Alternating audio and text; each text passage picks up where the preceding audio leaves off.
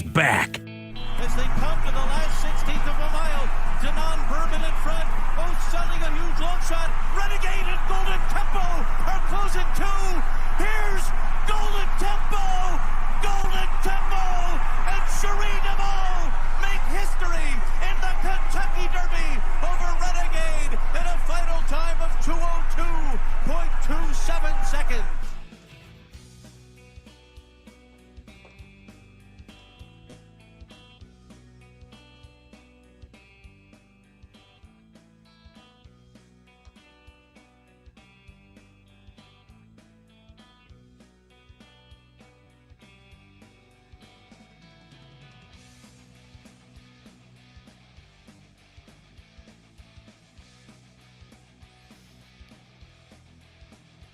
Do not believe that my colleague Pat Boyer realizes at the present moment in time that he is muted. Pat, are you unmuted? Welcome back. I am unmuted. That is my fault. I apologize. Sometimes you click the little icon that turn the mic on, and it just doesn't work, man. Technology fails us. So hey, at least we got a little Superman extra play there. If I'm crazy, then will you still call me Superman? I just wanted to hear that instrumental a little bit longer. That's it. No, yeah. That was history as you heard it on Saturday, the final call of NBC, with Golden Tempo winning the 152nd Kentucky Derby in last to first, incredible fashion, with Cherie DeVaux, the trainer, becoming the first female trainer to win the Kentucky Derby ever. I mean, Brad, I mentioned this on Friday when you were off and we had PJ fill in. I'm not a big horse guy. To be honest, I really don't care. But all of a sudden I was like, I was out watching one of my friends, this wedding that me and Corinne are going to in Spain next month that she's the maid of honor in. It's her best friend, and her best friend's fiance plays in a band, and he was playing in some downtown little festival in South Jersey. So we're like, oh, let's go check it out. It was a great time. We had a lot of fun. It was awesome. And all of a sudden I was looking on my phone, and we got into, somebody was asking me about sports, and they're like, oh, something about the game tonight with the Sixers and the Flyers. I was like, yeah, and you got the Kentucky Derby. And I was like, whoa. I was like, wait a minute, that's starting in 5 minutes. It was 6:56 p.m. Eastern. I literally put it on, and within 5 minutes, the race went off. And again, you watch the replay of Golden Tempo, literally in last place, and then bang, just surges ahead in the final 30 seconds of the race. It was awesome. I mean, it was a good. So with that, why don't we do a little fill in the blank here, Brad? And I'll just ask you, since I just rambled on about it. Cherie DeVaux becoming the first female trainer to win the Kentucky Derby in 152 years is blank. Wonderful to see, especially a female getting that kind of recognition. Doing something rather extraordinary. It's a male-dominated sport, a rich male-dominated sport, as everybody knows. But to see Golden Tempo, like you said, from the back of that pack, and I watched the replay of it from the drone view that was above the entire field, and getting around that last turn and seeing Tempo make that move to the outside and just catch up and catch up and catch up. Now, there's a little bit of luck. It always kind of factors in. And when horses are making a move like that, some of the other horses that you're trying to get around, get out of your way. That's exactly what happened. And then Tempo just saw a crease and slammed on the gas, and that was all she wrote. It was nearly a photo finish. Just unbelievable. Seeing her reaction in real time, just pure ecstasy. I mean, she was ecstatic, jumping up and down.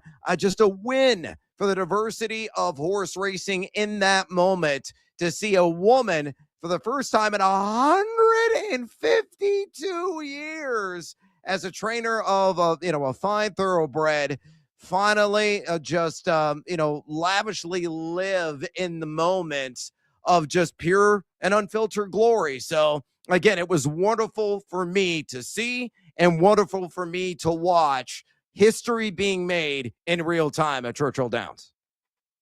Yeah, I agree. And look, we had Steve Bick on the show on Friday, who does the NBC radio pre-show, and he's one of the most respected voices when it comes to horse racing in the industry. And he goes, and I'm very close with Cherie. And he goes, and if she wins, my God, what a moment that would be. What a historic moment. And literally the horse comes in from last place to win it in first. A video of just, you watch her and her group, whatever you would call it, of her close loved ones and friends and family. And she's, like the excitement's building and she's watching her horse. And she said in the interview after the race, she was like, I felt confident, because we knew that Golden Tempo is a slow starter, but the jockey said the same thing. He goes, well, look, he's a finishing horse. And as soon as we kind of narrowed the gap, I felt confident we were going to win. So like, imagine that, like you're in last place and you're like, everything's fine. Don't worry about it. Here we go. Bang.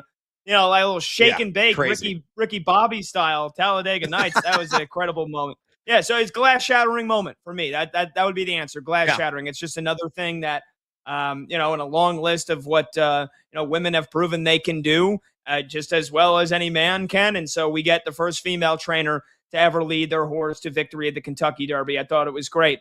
Really quickly here, Brad, we look at the MLB standings now that we are more than a full month into the season, and the National League Central still has all 5 teams above 500. The worst team of the Pirates at 19-16. So I'll ask you, the NL Central will have blank playoff teams.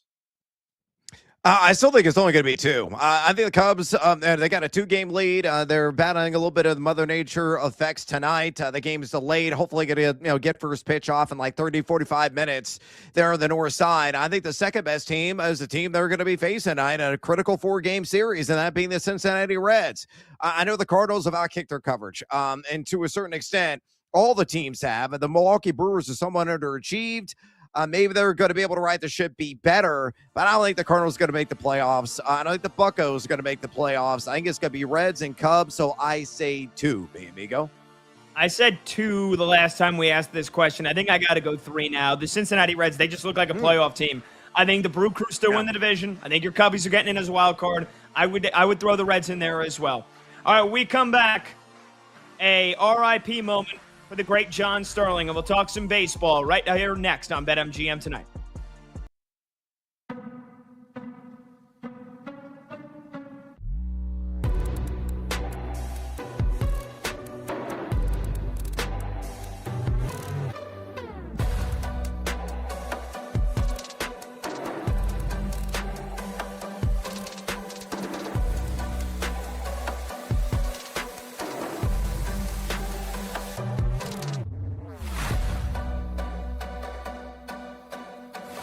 I've been saying for a while that Deshaun Watson needs to be the Cleveland Browns starting quarterback in week 1, and I believe he will be the Cleveland Browns starting quarterback in week 1.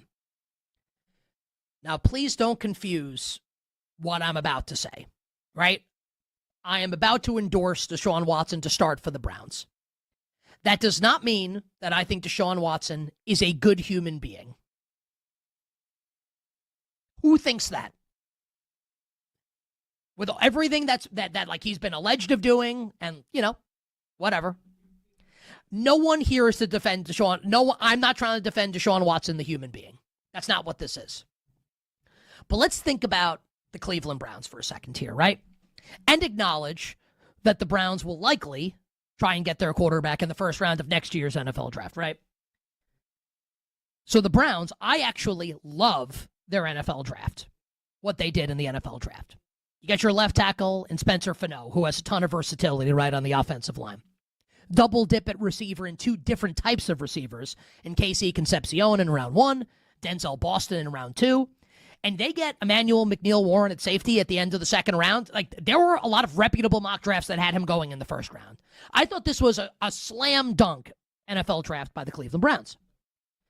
So now you have like 2 rookie receivers that you want to bring along, right? Along with a second-year tight end in Harold Fannin and a second-year running back in Quinton Judkins, who's working his way back from a gruesome leg injury, right?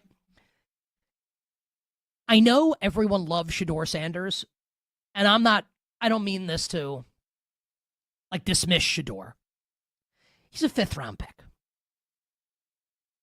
Whether or not like you think, and you can be right, I can be wrong, but the NFL can be wrong, right? Whether or not you think he's a star, the NFL said over and over again he's not. Doesn't mean he can't be. I think it's unlikely. Dylan Gabriel projects as a long-term backup quarterback, which is obvious to anyone with eyes that pays attention. Deshaun Watson absolutely gives the team its best chance to win. Now there's a conversation to be had, like should the Browns be trying to win? And if they are trying to win or are not trying to win, they should start Dylan Gabriel. That'll give them the best chance of not winning. Todd Monken is 60 years old. First NFL head coaching job. You don't think he knows that if this season goes sideways, he could be David Culley? He could be a one and done. And the Browns next year hire a new coach, a younger coach to go along with their soon-to-be first-round quarterback. He knows that. He's going to start the guy that gives him the best chance to win. I believe that's Deshaun Watson.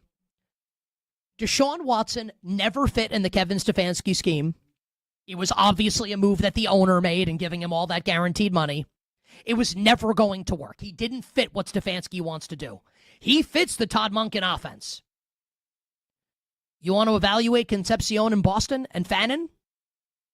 Play the best quarterback. I think that quarterback's Deshaun Watson.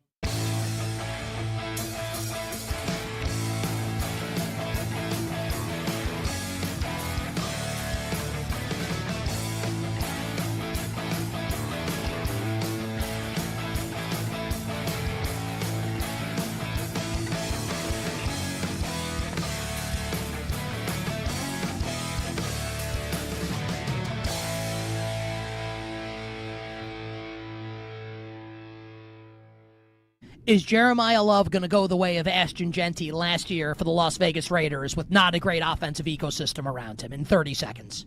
He could. He's a little more explosive than Genty in terms of getting from first to second level. So that means he'll create for himself with speed a little more than Genty did. But there's a good chance that he'll face the same issues that Genty did. Look, if you don't have somebody blocking in front of you, it's hard to create for yourself if there's no creases. So it could be the same issues for him in year one. Like you're saying with the Raiders, hopefully in year two you make offensive line a priority and try to clear the way, not just for your future quarterback, but also, your ace running back as well.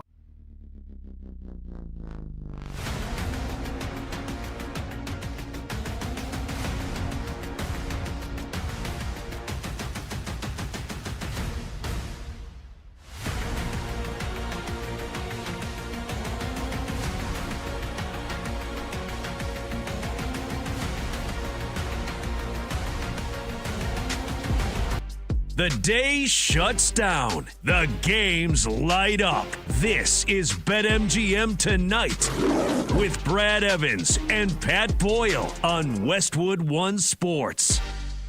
There it goes. It is high. It is far. It is gone. Giambino. A thriller by Godzilla. It's an A-bomb from A-Rod. Burn, baby burn.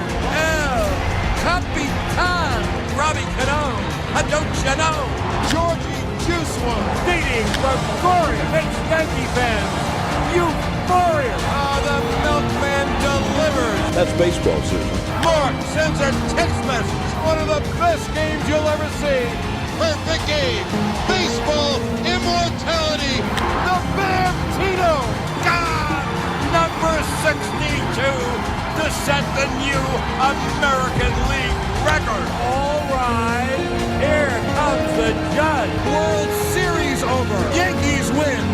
The Yankees win.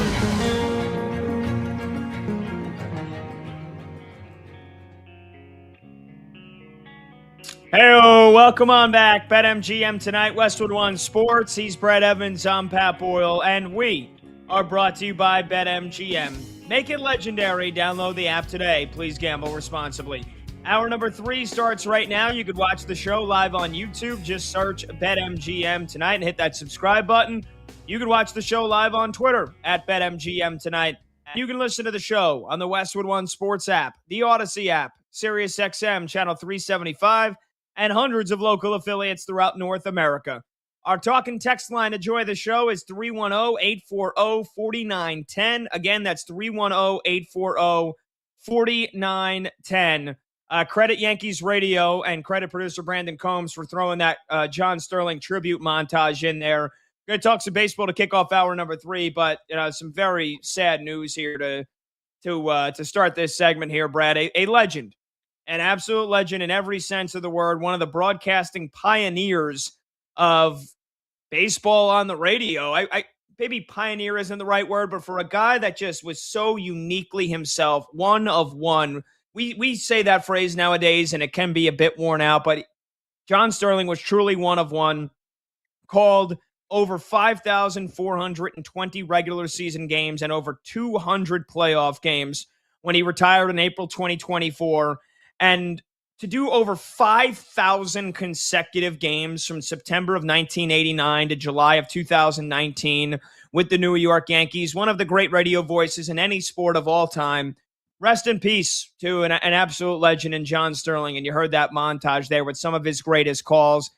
Brad, I know it's a little bit closer to me, I met John Sterling. I've met him a couple of times at the WFAN studios in New York City, growing up a Yankee fan. He was the soundtrack of so many of my summers, in the car rides, to and from my baseball games, going anywhere in the summer. And, the Yankee game is on at night. We're listening to John Sterling. We're listening to him call the games.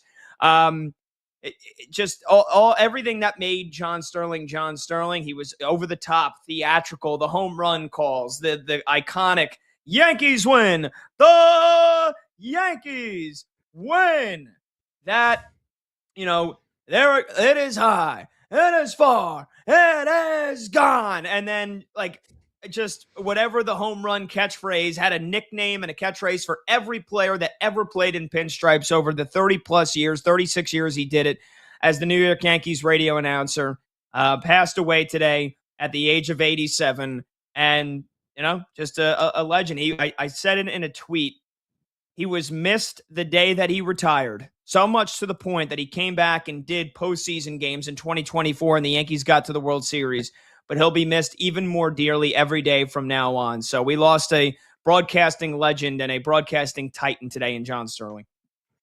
Really a broadcasting immortal, because he's always going to be affiliated, associated with the New York Yankees, right? One of the most storied franchises in the world of professional sports. So just an unbelievable, iconic career that he was able to put together. And fun fact, folks, he called 27.6% of all Yankees games in history of that franchise. And just kind of put that in perspective, going, back to the 19th century when it all began in Major League Baseball. I mean, it's astonishing when you think about it. How many games did he call? He laid that out, the thousands upon thousands, and just the memorable catchphrases that he had. My favorite was an A-bomb from A-Rod. I mean, you heard it on the rejoiner. That always stuck out to me. Harry Carey is that kind of guy in the world of Chicago baseball lore, right? Jack Buck was that kind of guy and still is in the lore of St. Louis Cardinals baseball. So some of these just unforgettable franchises, these brand name franchises that are out there, there is always a guy. Vin Scully was that guy for the LA Dodgers that you always will remember. If they, called a game during your lifetime, or maybe your dad or your grandfather listened to them, they're always going to reflect fondly on the memories that they forged, that they created through their just unforgettable voices. So rest in peace, John Sterling, a guy that we will never forget, and his masterful calls of, again, one of the most iconic franchises in professional sports, the New York Yankees. Yeah, well said. Well said. 310-840-4910. Even if you're if you're a Yankees fan, you want to call in, absolutely. Even if you're not a Yankees fan, even if you're not a baseball fan, there are just certain names that everybody knows, every sports fan knows. And I'm sure everybody, just about anybody that has a cell phone and a, and a brain here over the last 10, 15, 20 years, once social media has become a thing, the internet has become a thing, you've heard John Sterling's calls. And, when you watch, the Yankees, they're in the playoffs almost every single year. And so when you watch playoff games on TV every now and then, the networks, whether it's Fox or TBS or whatever it may be over the last several, years here that have had Major League Baseball postseason broadcast rights.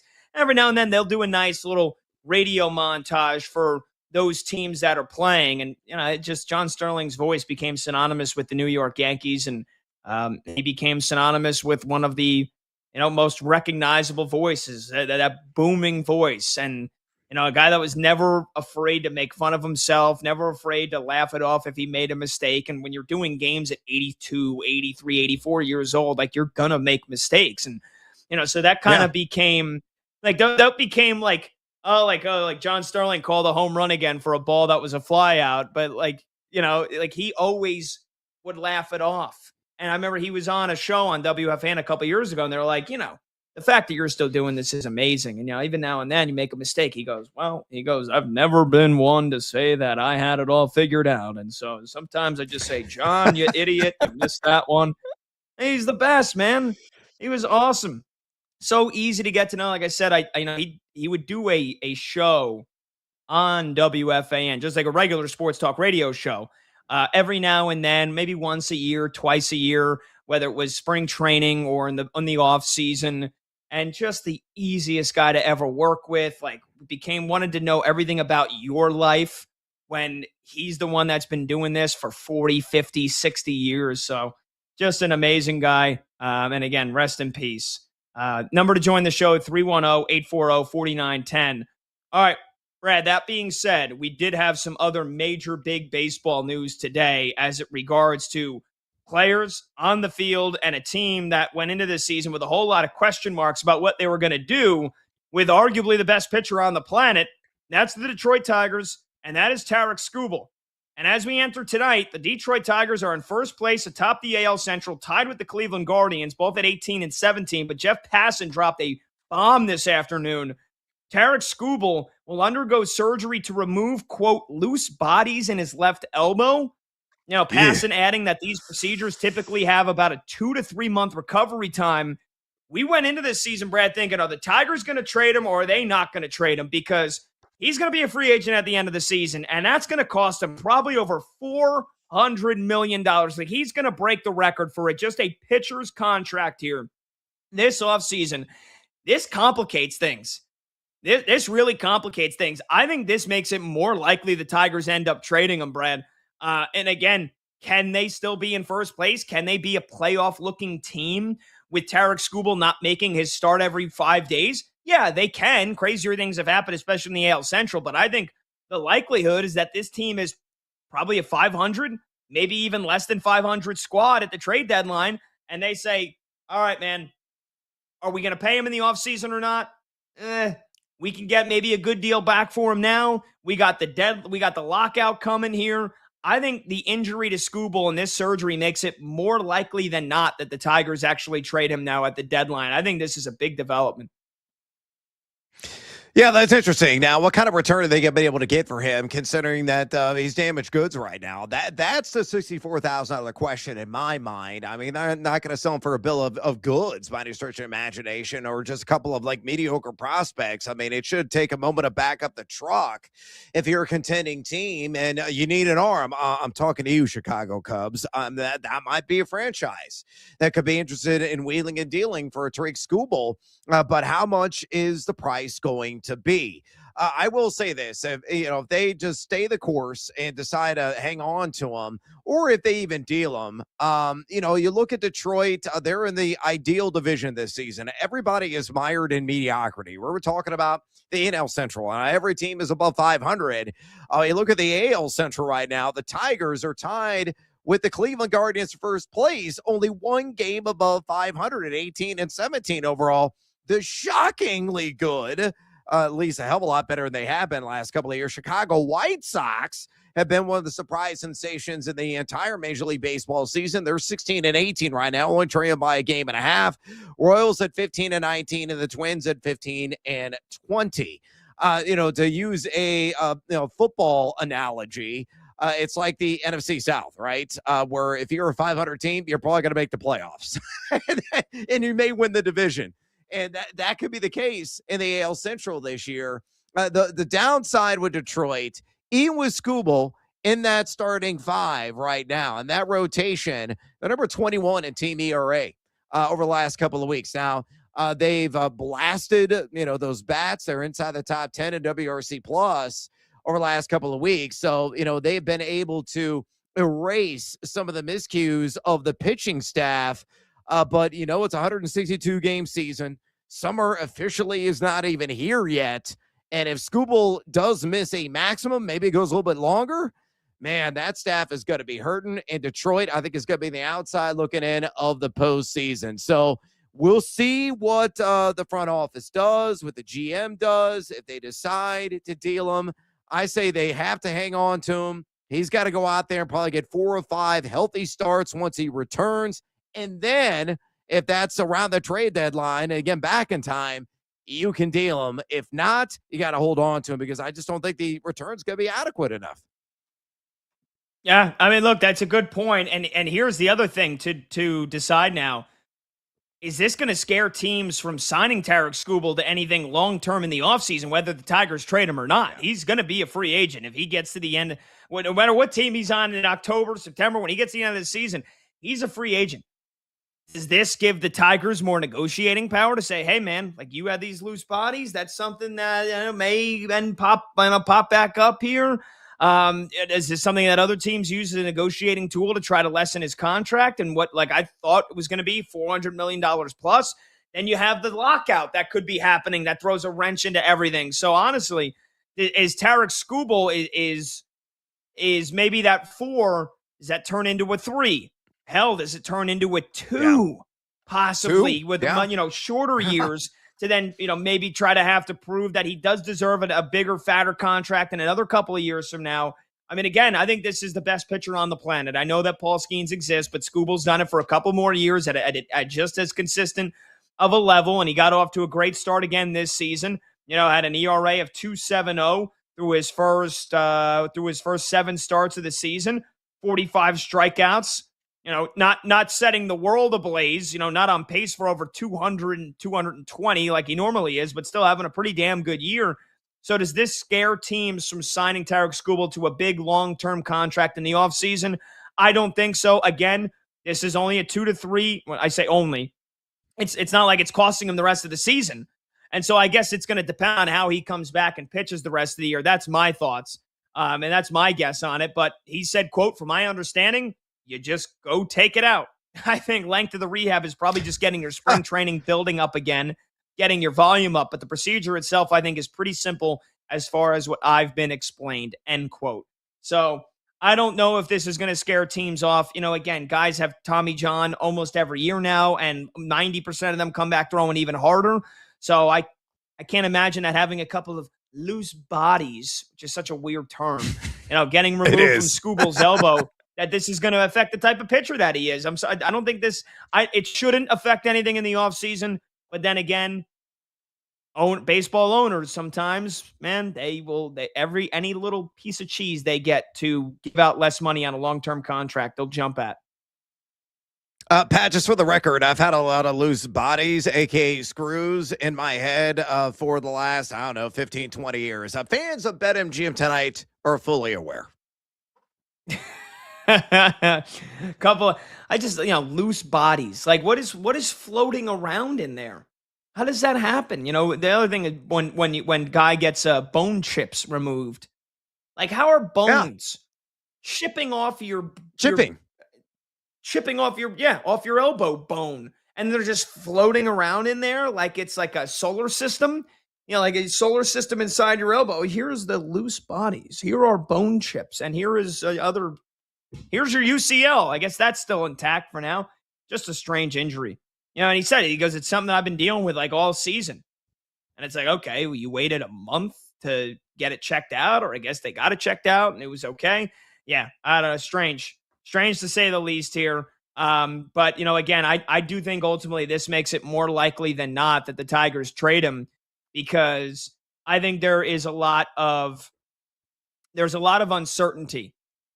And I think the Tigers can definitely try to take advantage of that if they do want to trade him, where they can say, look, these are loose bodies, man. These are just a couple of loose bodies. He's going to be back pitching better than ever. Lockout? What lockout? Give us your 4 top prospects and we'll call it a deal. And it just comes down to how much do teams want to pony up at the deadline for Tarek Skubal. 310-840-4910. Let's pivot here really quickly, Brad, because as you are still currently waiting for your Chicago Cubbies to get underway. Yep. They're only the weather, only Mother Nature can slow them down. They've won 11 straight games at Wrigley. Big 4-game set with the Cincinnati Reds, who are right behind the Cubbies in the NL Central Division standings.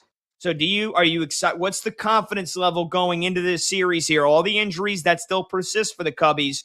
Do you think this series with the Reds maybe gives the Cubbies a couple extra games of breathing room? Or are you nervous going into this set with with your folks from Ohio? Yeah, it's a 4-game series, and ultimately all I'm asking for is go 2-2. Just have a draw effectively by the end of it. I mean, the Cubs get the upper hand. They're gonna space themselves even more in this division. Already got a 2-game lead right now. The Reds, in terms of their run differential, they're out kicking their coverage. They're right around 0 in terms of run differential. So they're a team that's been winning by the slimmest of margins. The Cubs have an outstanding, I believe, the highest run differential right now in the NL Central. The Cubs have been outstanding WRC plus. They've been number 1, 2, or 3 in that category for the better part of the entire year.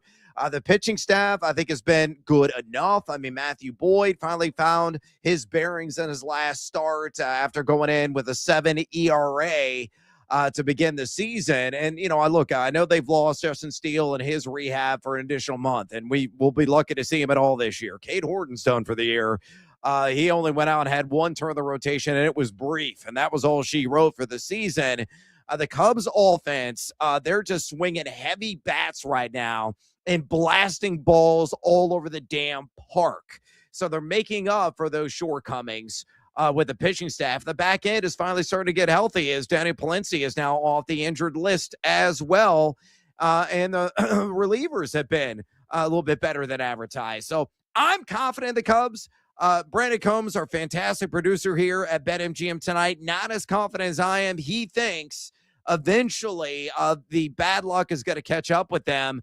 They just keep plating dudes. And the last I checked, that's fundamental in baseball. Scoring runs. As long as they keep finding green space and having guys touch home plate, it won't matter how good or bad the pitching staff is. The Cubs are here. They're going to be atop the division the entire summer long. And I'll drink to that probably a dozen times over. Oh, hell yeah. All right. I love it. Brad's saying that my Knicks are going to sweep the Sixers. Now he's saying the Cubs are going to be in first all summer long in the NL Central. He's feeling bold tonight. We love it. We freaking love it. All right, we'll take a short break. Here. Phone number to join the show, 310-840-4910. When we come back, we'll get you a scoreboard update. Knicks and Sixers underway. Flyers, Hurricanes getting tense. Plus, we'll talk some NFL as well because we got some big news today. Some big news regarding the Rams and their offense. We'll talk about that when we return. He's Brett Evans. I'm Pat Boyle. This is BetMGM tonight right here on Westwood One Sports.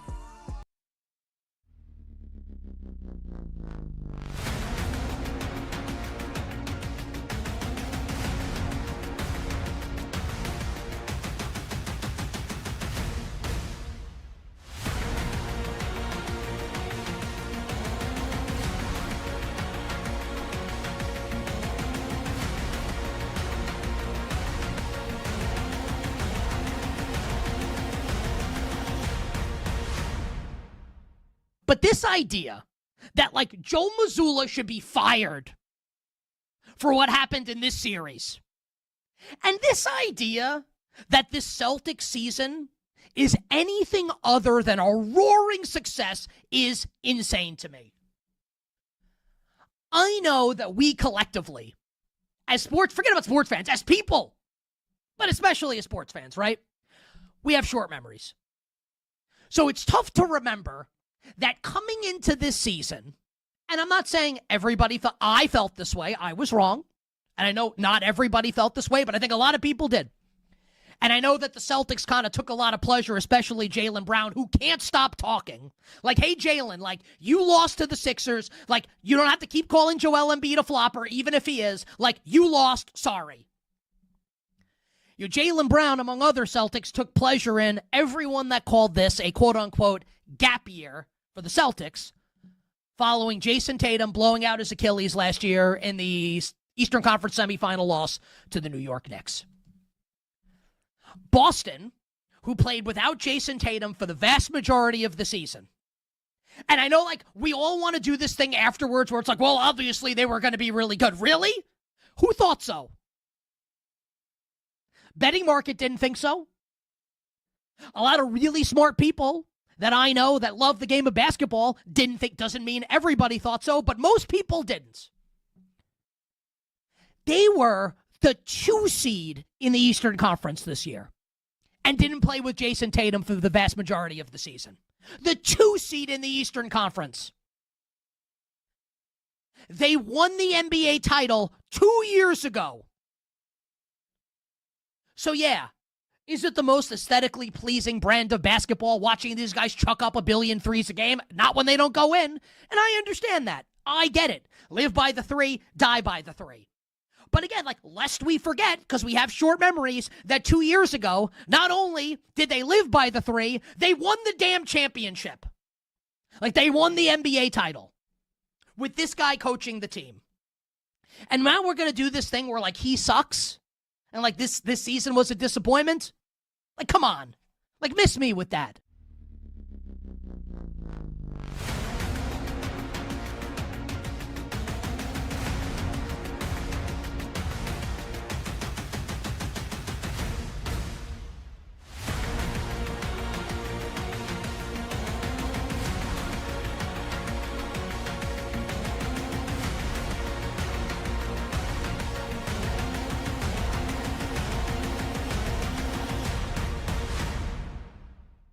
Who did this? You did. This is your doing.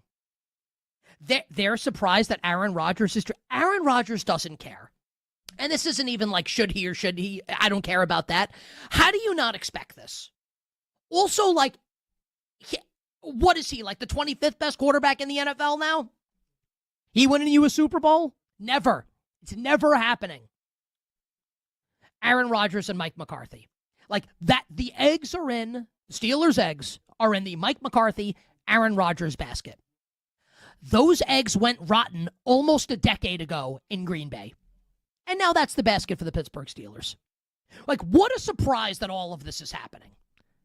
Now, look, my guess is that Rodgers will eventually sign with the Steelers. It would be, I mean, we're talking next level if he doesn't. I think he will. I don't think they're going to be very good, but I think he will. If he doesn't, you know what? Let's save that. Let's save those opinions for when if he retires and doesn't come back for the Steelers.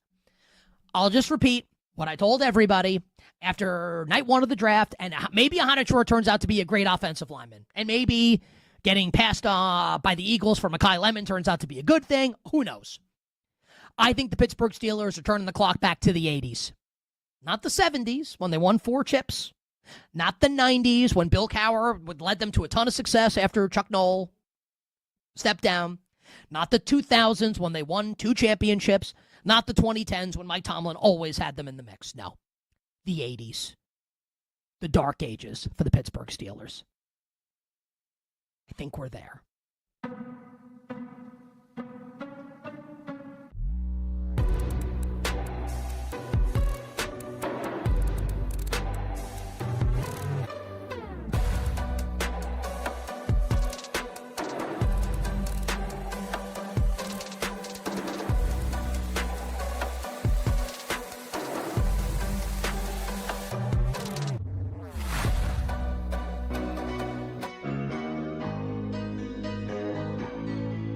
Live scores, sharp options, no waiting till tomorrow. BetMGM Tonight is back.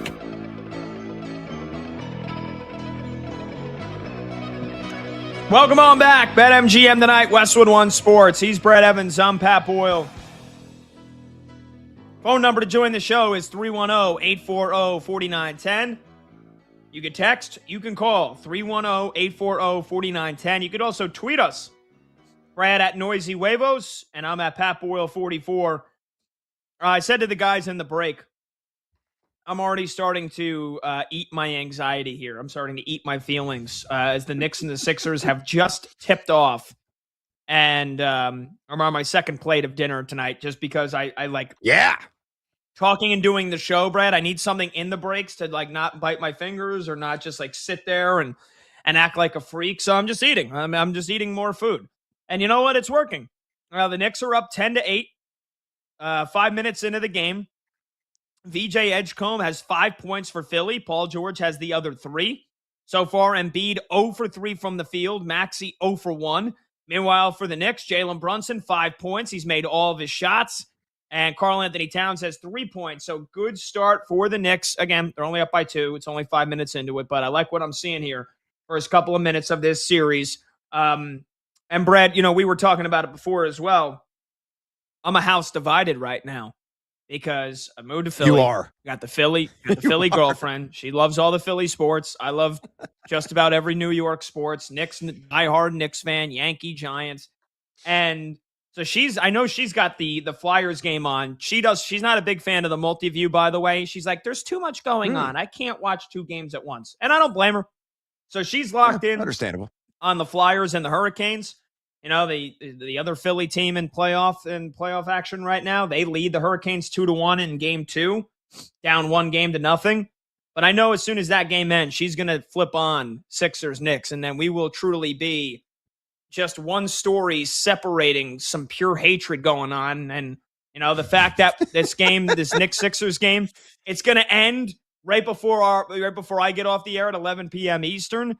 Well, I'm either going to be in a celebratory mood and I'm going to rub it in her face, or it's going to be the opposite. So I got that to look forward to every weeknight once these games end as well. So it's going to be an eventful 2 weeks. That's for damn sure. I tell you what, man, I married a diehard University of Illinois fan. I married a diehard Chicago Cubs fan. I married a Bears fan as well. I married the perfect woman. So I don't have those disputes in my house, but there's a good chance. And I've seen your lady's dog. It's adorable. You're going to be curling up with the pooch for the better part of the next few days. So Godspeed to you. Yeah. I don't think it'll ever get that bad. Again, she's kind of fair weather when it comes to the Sixers and the Phillies. Her Flyers, she loves. Her dad, her whole family played hockey. So she's a massive hockey fan, and she loves the Eagles, and they've kicked the Giants' ass for the last several years. So look, true. Basketball, I think she'll be okay when my Knicks take out the 76ers. The only thing that would make it worse is if the Sixers do knock out the Knicks, because then I'll never hear the end of it. I will never hear the end of it. Let's talk some football, though. We got some football news. We've been bouncing around here. Just gave you an update on those 2 playoff games in action right now. But Brad, I thought in terms of, you're the big fantasy football guru, and it is May 4th. We do have OTAs and training camp, just around the corner, feels like. But I feel like for the beginning of May, this is a pretty interesting big piece of news here, whether you like the fantasy football or not, if you're just an NFL fan. How about this report from The Athletic? The Rams 1-2 running back combo could be a full-blown 50-50 split, with Kyron Williams operating as the third down back and between the tackles runner, while Blake Corum will be, quote, a change of pace option with explosive capabilities. This is a big surprise to me, considering how great Kyron Williams has been for the last couple of years for LA. He had over 1,250 rushing yards and 10 touchdowns this past season. And Kyron Williams, not bad himself catching the rock, on third down. That's not a surprise, but you're just going to take away Kyron Williams' running abilities and give Blake Corum the advantage in this? I find that hard to. That's something I got to see to believe, because I think Kyron Williams is way too damn good to be playing second fiddle to most running backs. Yeah, look, we got a report that was similar last year. By the way, The Athletic was reporting this, and, it shook out a little bit differently. Now, I will say this. I look at Kyron Williams, when the dust settled, on the 2025 season, he only saw 51.3% of the opportunity share. What was interesting is he had a couple of the running backs that were revolved around in the rotation as the secondary and tertiary options, including Blake Corum, as Corum saw 27.6% of the opportunity share on the season. Kyron Williams, a guy, it's a little bit better in terms of the yak per attempt, a little bit better in total of missed tackles forced as well. And Williams is RB15 right now in terms of the average draft position in fantasy football. So right now he's going around pick number 29.25 overall. So you're looking in a traditional 12-team league in the early portion of round 3. And if he's sitting there sipping pina coladas in the availability pool of my fantasy draft in round 3, I'm going to pounce like a panther and grab him, because I think he's still going to see a significant portion of the opportunity share. It could be closer to like a 60-40 split when it's all said and done. I don't think it's going to be full-blown 50-50, because Kyron Williams has been ultra productive with the ball in his hands, evidenced by the yak per attempt, evidenced by the top 10 ranking in total missed tackles forced. And Corum has shown spurts of being an effective running back, but only 2.56 yak per attempt last season. I was number 56 in the NFL. A little bit better in terms of the shake and bake. You were quoting Talladega Nights earlier in the show. He was number 35 in missed tackles forced, pretty high missed tackle rate on a per touch basis. He averaged 5.1 yards per touch. That was top 15 in the NFL. That was impressive. But 50-50, nah, I ain't buying it. 60-40, Kyron to Blake Corum, that is doable. Yeah, the only thing I wonder is if this is actually true, if it is close to 60-40 or even, closer to 50-50, which on paper I think sounds absurd. Like in my head, I'm like, there's no way you can take that many touches away from Kyron Williams, a guy who is so damn good. Is this maybe the long approach with the Rams?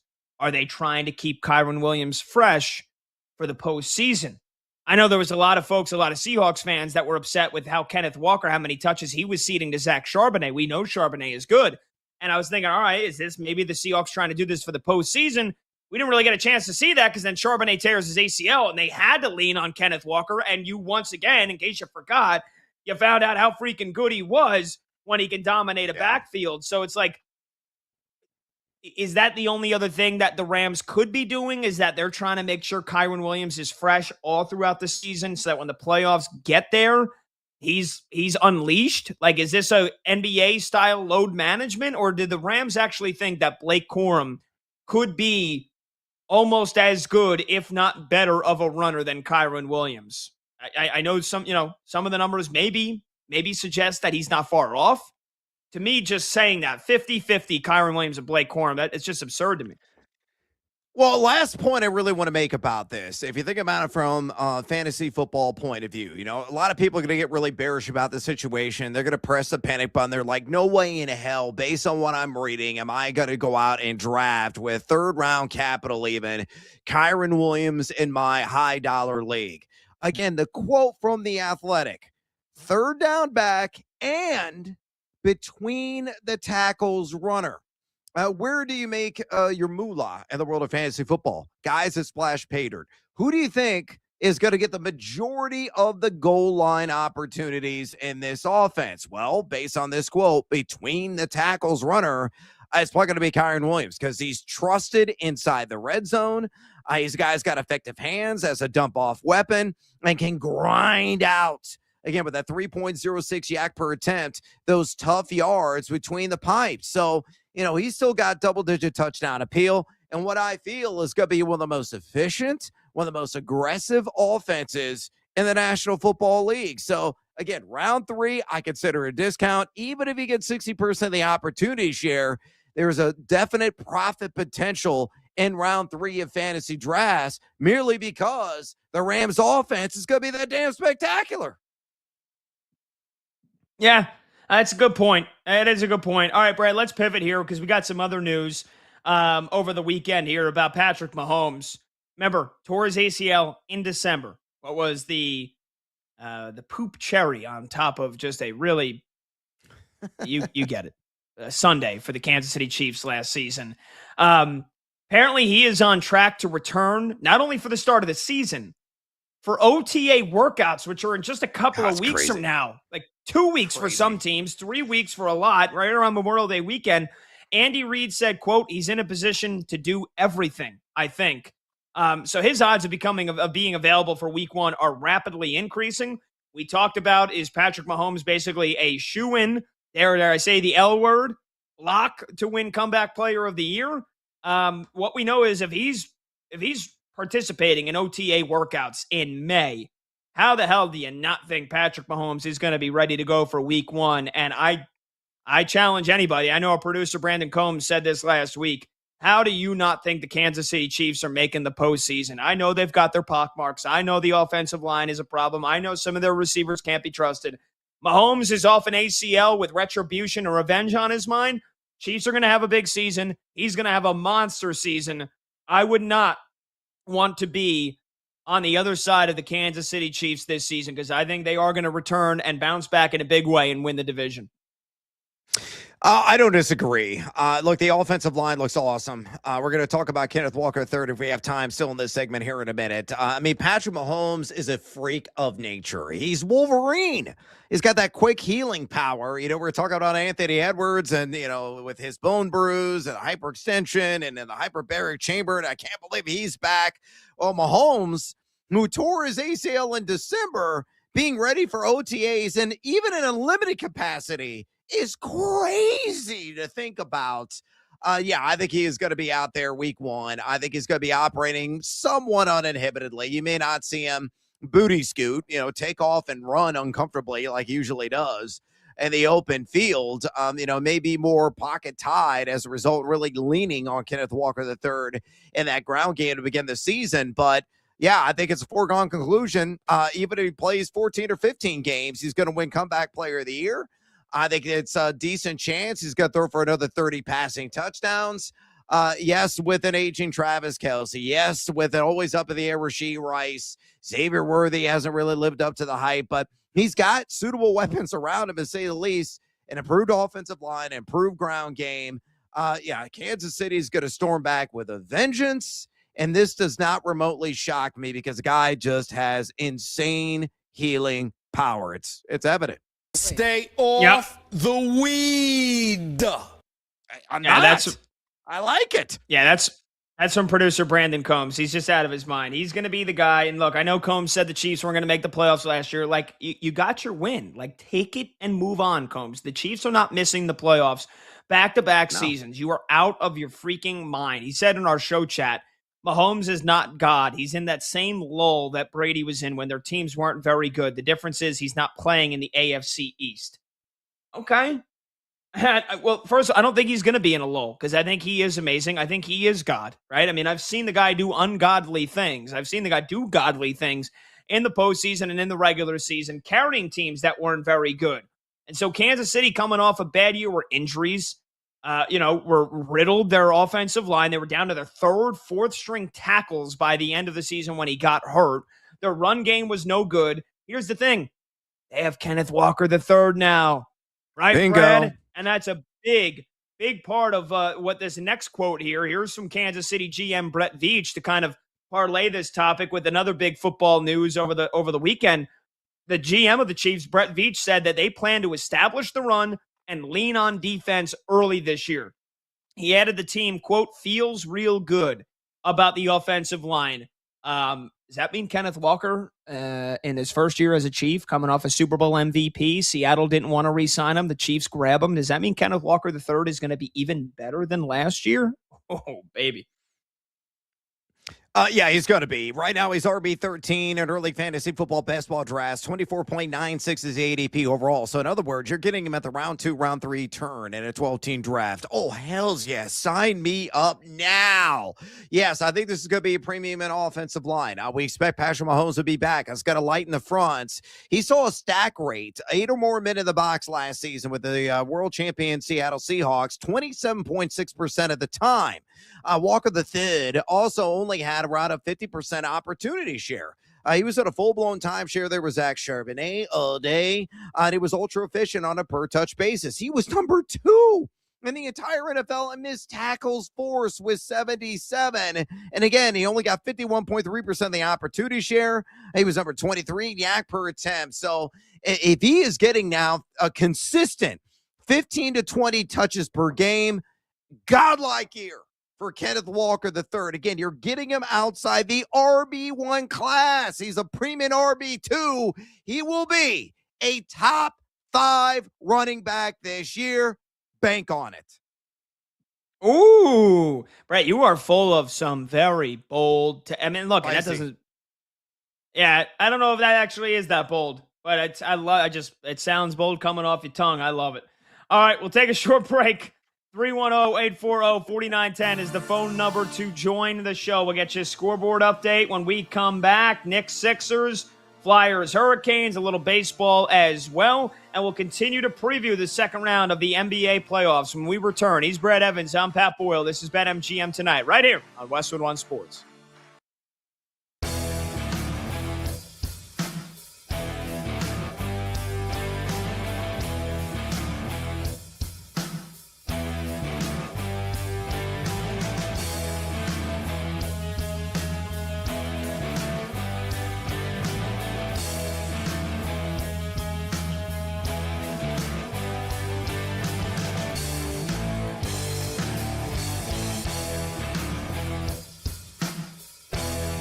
Orlando Magic have fired head coach Jamal Mosley.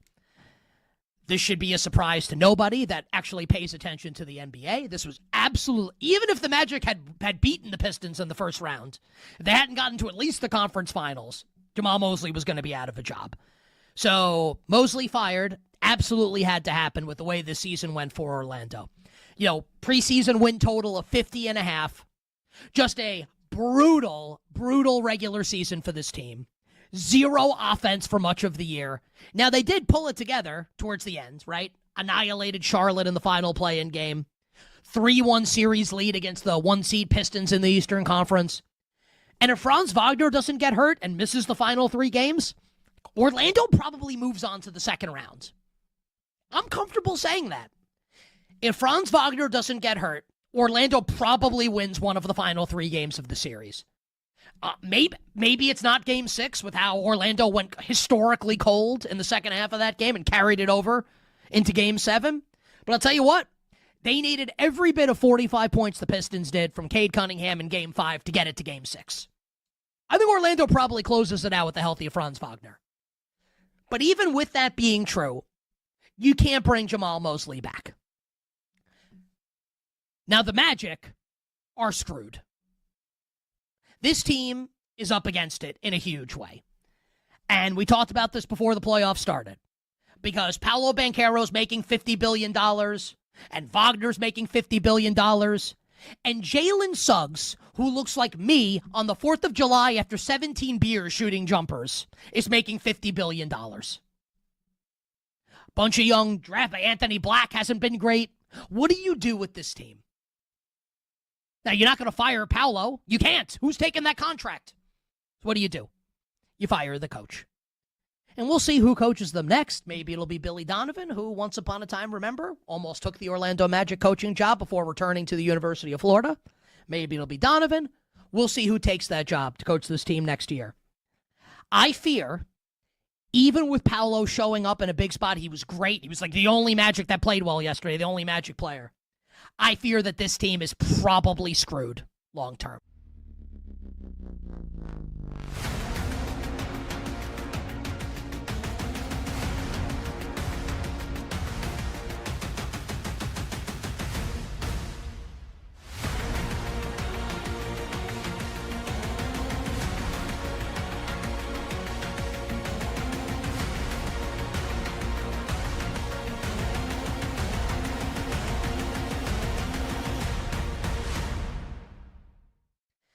That LeBron has kind of become the lovable baby face.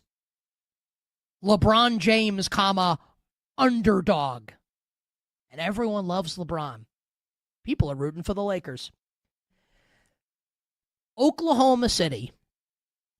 This is about to be their Bash at the Beach 1996.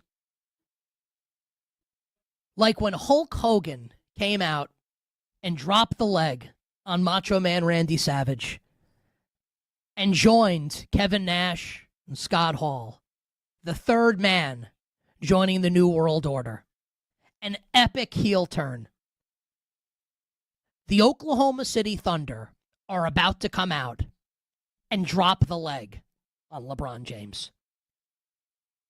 And unlike in the past, when people would have loved watching LeBron James suffer, loved watching LeBron James lose, you don't think with the way people talk about OKC, the way people talk about, especially with Luka not being there to flop as well, with SGA flopping, and all the negativity surrounding the Thunder, now it's about to be time for the Thunder close-up.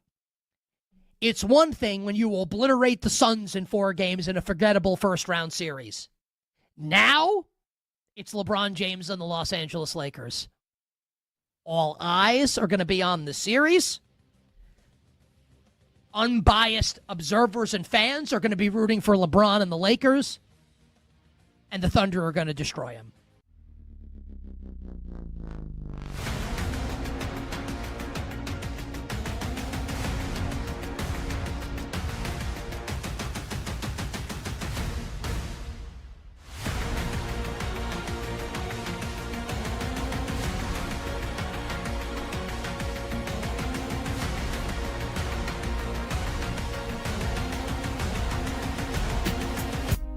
When the game goes live, the conversation turns up. BetMGM Tonight continues now. All right, welcome on back. BetMGM Tonight, Westwood One Sports. He's Brad Evans. I'm Pat Boyle. Phone number to join the show, 310-840-4910.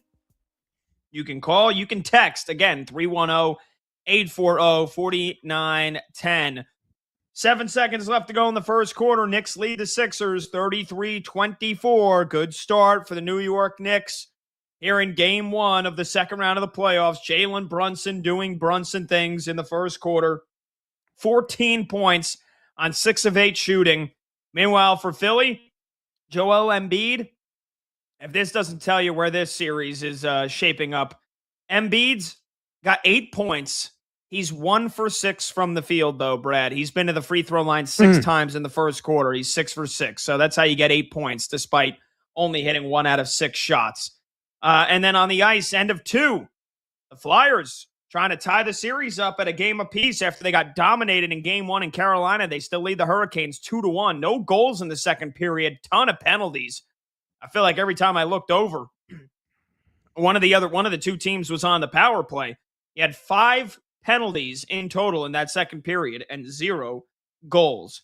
So there's your update there. Brad, it looks like your Cubbies are getting ready to start their game finally against the Reds. Even though I just heard our producer Brandon Combs said it looks like the sky above Wrigley. It looks like there is no chance they're going to play a game, but here we are. They're getting ready to kick it off. Yeah, it's been an eternity. As Edward Cabrera is warming up on the mound right now, beautiful night sky above Wrigley Field. The winds have, drastically calmed down. Temperatures have dropped a little bit after the weather moved through. But yeah, massive series on tap here, about to begin on the north side between the first place Chicago Cubs up to games on who? Their opponent tonight, the Cincinnati Reds. Again, 4-game tilt. This one's going to really provide a lot of punch and an early edge for whoever possibly takes it, and loaded and a rocking and rolling NL Central as everybody is, again, above 500 on May the 4th. Wild. Sorry, so that's my bad. So I'm an idiot. I'm hard of hearing. Combs said it looks like there was never a chance of rain, because then when you said beautiful night sky, I was like, what? It is. Am I hearing things correctly? So yeah, now you got a beautiful night sky. All you need is a rainbow. Although I don't know if rainbows are possible at night. So maybe if it was in the day, there would be a rainbow. But beautiful night for Cubby baseball. 7:50 p.m. local time. So I mean, look, they'll be playing basically the entire rest of the duration of our show here, and you get to sign off and you get to watch a whole Cubs baseball game if you want. Sometimes things just work Yeah, out baby. perfectly, don't they?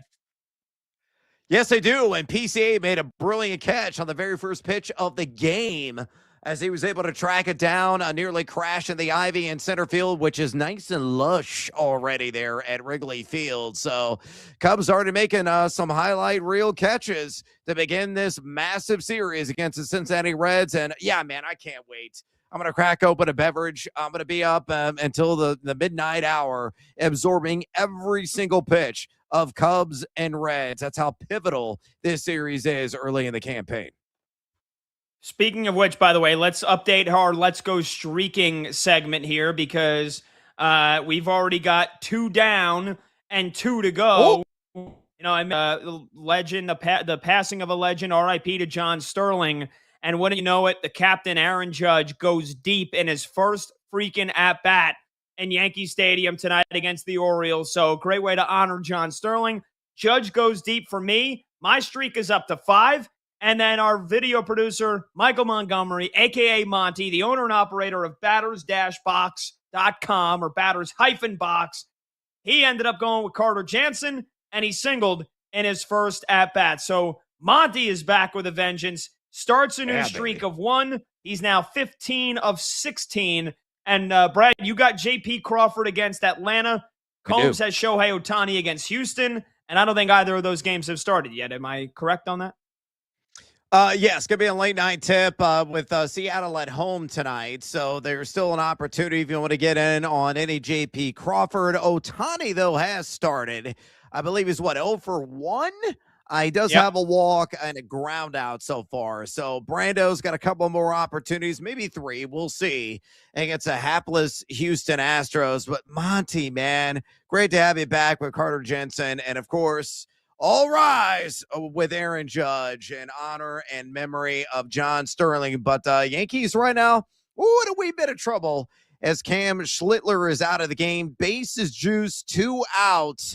And the Yankees up now 3-1. So this is a massive out, to say the least, from the bullpen trying to get out of this jam as Jake Bird came in for Schlittler. And hopefully he's going to be able to maintain this lead and they can win for the iconic John Sterling. Yeah, really quickly here, Brad. So how about Ohtani? Hasn't gotten a hit now in 7 days. Combs thought he was going to break that streak. So far, he's 0 for 1. And then, you know, with the Scooble injury today, you know who the favorite is for the AL Cy Young Award? Cam Schlittler. Remember when you told me to put a couple bucks on it? Oh. Did I? Nope. Yeah. All right, Brad. You should. I'll see you tomorrow, brother. Adios, amigo. Go Cubs! All right, when we come back, Jaylen Brown going out sad, sounding like a little baby after the Celtics got bounced. This is BetMGM Tonight.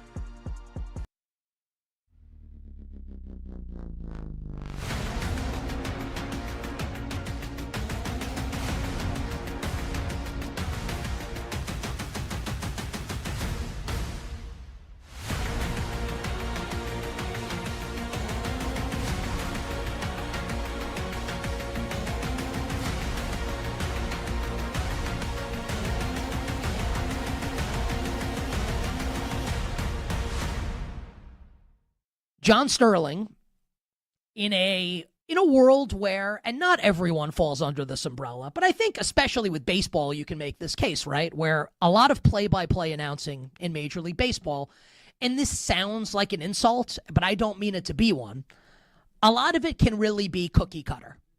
And a lot of play-by-play broadcasters sound the same, right? Where you can turn on a broadcast and you don't know if this is X team or Y team, right? Which play-by-play, like who the voice is that's calling it, because a lot of them sound the same, their delivery is the same, etc. John Sterling, a true original. Someone who absolutely stood out and cut through. And whether you liked or disliked his style, which is absolutely loud and over the top, weaving humor in, and whether you found him to be funny or not, the attempt was obviously there. I did find him to be very funny. It is high. It is far. It is gone. All the home run calls catered on various players, whether it's an A-bomb from A-Rod, a Thrilla from Godzilla, Burn, Baby Burn. I mean, so many great ones over the years. Whether you liked it or didn't like it, you have to acknowledge that the man stood out. Absolutely an original. And I know a lot of people would look at the faux pas that John would make, right? It is high, it is far, it is caught in the infield, right? Where as he aged, right, and he died at the age of 87, he was calling games well into his 80s. And as he progressed in age, you know, like he would make mistakes calling games. And it kind of became like something that Yankee fans would joke about and people would take shots at him for. You know, I think all of that stuff kind of adds into the mystique and the aura and the legend of John Sterling. And I try not to play this card terribly often, but I'll play it here. I've been doing this a long time in sports media, and I grew up in New York, and I've been living in New York almost my entire life, 25 years now this fall, since my freshman year at Fordham in 2001. Had the opportunity on numerous occasions to deal with John Sterling, interview John Sterling, speak with John Sterling, and I'm happy to say that all the things that you will read about him today and hear people say about him are true. That this was an exceptionally kind and sweet and a man who was unbelievably generous with his time to a young broadcaster like me, who he didn't have to be nice to, didn't have to take the time to sit down and speak with, but he did. And I'm far from the only broadcaster who will say this, right? I'm far from the only Yankee fan who will say this. Far from the only sports fan who will say this. And will point to the impact that this man made, not only in the booth calling games, but on the lives of many people. And I'm not going to tell you that like John Sterling changed my life or anything like that. I'm sure it's true for some people, right? That is actually true. But I can tell you that in a space, and you could say this about all people, right? Not everybody's nice. Not everybody's going to look out for you. Not everybody's going to give you their time. So when people are nice and are generous and do try and help you, I think it's important to recognize those people, whether they're public figures or not. And John Sterling absolutely did that. This is a tremendous loss for, first off, his family and friends, for the New York Yankees community, and I understand that a lot of people around the country hate the Yankees. I get it, but I hope that even if you hate the Yankees, you can find empathy in this situation, right, with someone passing away. A tremendous loss for New York Yankees fans and for sports fans. I feel comfortable and confident saying that there will never be another John Sterling calling baseball games or otherwise. Rest in peace to the legendary John Sterling, gone at the age of 87.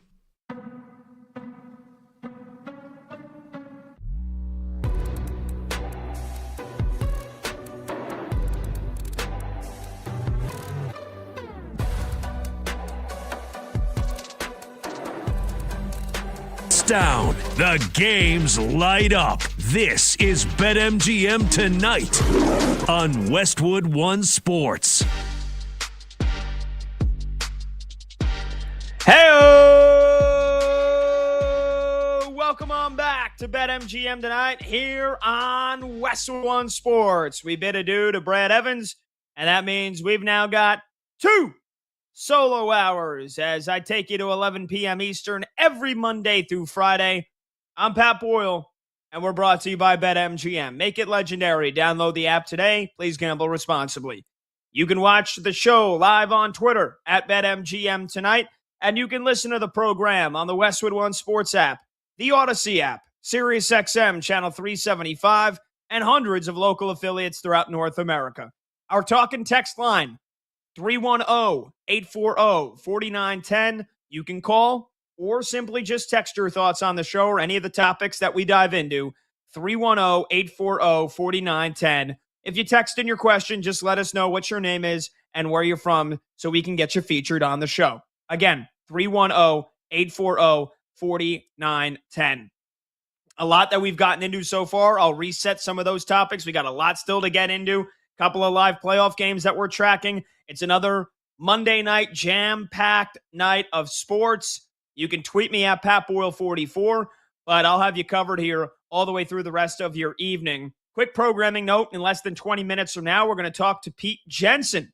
Pete's one of the great follows on Twitter. If you're into hockey and you're into fantasy hockey, if you like betting on hockey, if you're into advanced stats that you don't normally find in your traditional hockey viewing, Pete Jensen is great.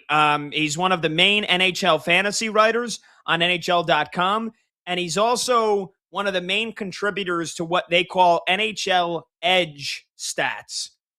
And NHL Edge stats, it's awesome. It's like so many, like for example, and I'm going to ask him about it, like high danger shots. And I'll ask him how they quantify it or how they, describe that statistically. What is a high danger shot in an NHL game? But I think, you and I both know it. If you're watching a game and you see a guy take a wide open clapper in the slot, that's a high danger shot. And so they track stuff like that. They track projected, goals allowed rate.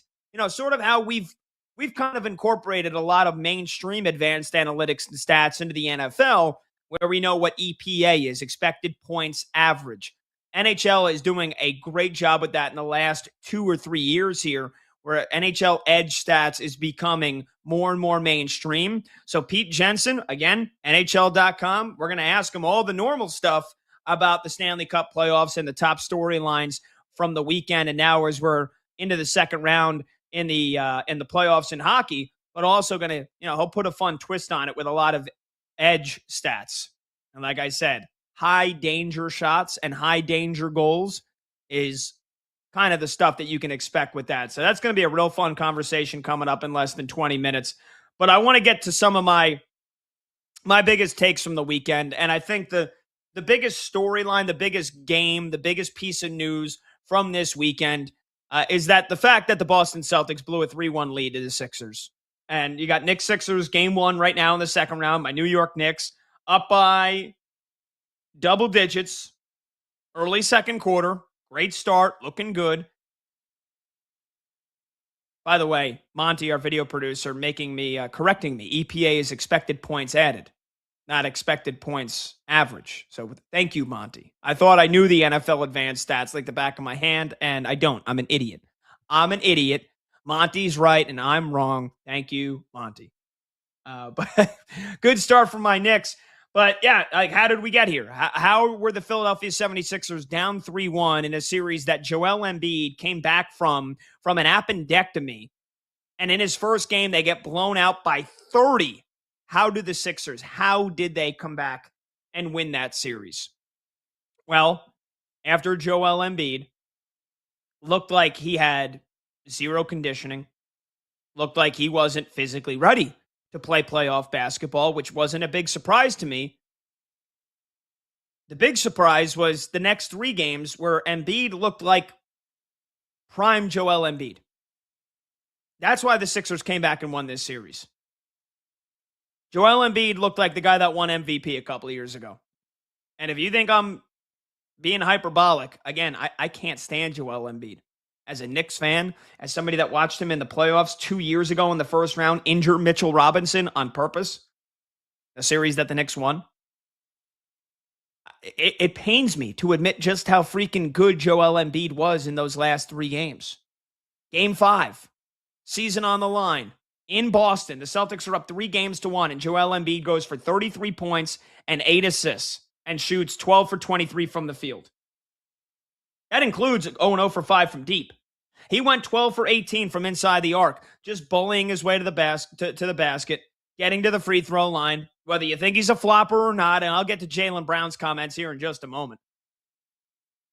Game 6, Embiid wasn't all that efficient, but his defense was so much better than it had been in the first game and a half of him coming back in this series.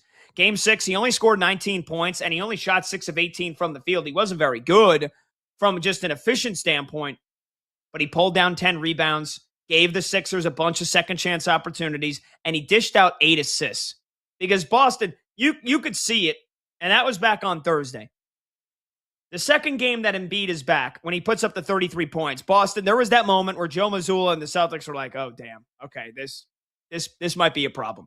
We've got to double team him. We've got to blitz him every possession, and we've got to force somebody else to beat us. And Embiid tried to beat a lot of those double teams, and he struggled early on in that game 6. But once he became a passer, once he became a facilitator, and he opened things up for the other guys on the team, that is where they hurt Boston. That's where in a game 6, where I thought to myself going into that game last week, I'm like, all right, Boston had a chance to close them out at home. They blew it. They're not going to lose 2 games in a row. This team almost never loses 2 games in a row in the postseason. And then Tyrese Maxey scored 30. And the rest of the guys on Philly stepped up. Paul George, playoff P. It's become like a joke over the last couple of years. Yeah, playoff P, huh? Paul George, who had started to melt in the playoffs, scored 23 points. Hit 5 of 9 from deep. VJ Edgecombe, an efficient 14 points. Kelly Oubre, an efficient 14 points. The rest of the Sixers stepped up, and it was, again, another case of Boston can't hit their threes. Can't hit their threes, and they're not getting to the cup against the Sixers' interior defense. To see this series turn around so quickly was mystifying to me. And then you look back in retrospect here, the death blow of this series was Jason Tatum getting hurt in game 6. Something that maybe started to bother him in game 4 or game 5. I don't know exactly when it happened, but Tatum leaves that game 6 with an ice pack on his calf or on his knee, goes to the locker room, comes back early fourth quarter, but at that point, the Sixers are already up by 20 points. He doesn't play again. But then he tells us after the game, I'm not concerned. I got no concerns about the knee. I'll be fine. Again, different leg than what he tore his Achilles on last year against the Knicks. And then all of a sudden, Saturday afternoon, Jason Tatum, questionable. And I'm like, oh, come on, was he not going to play?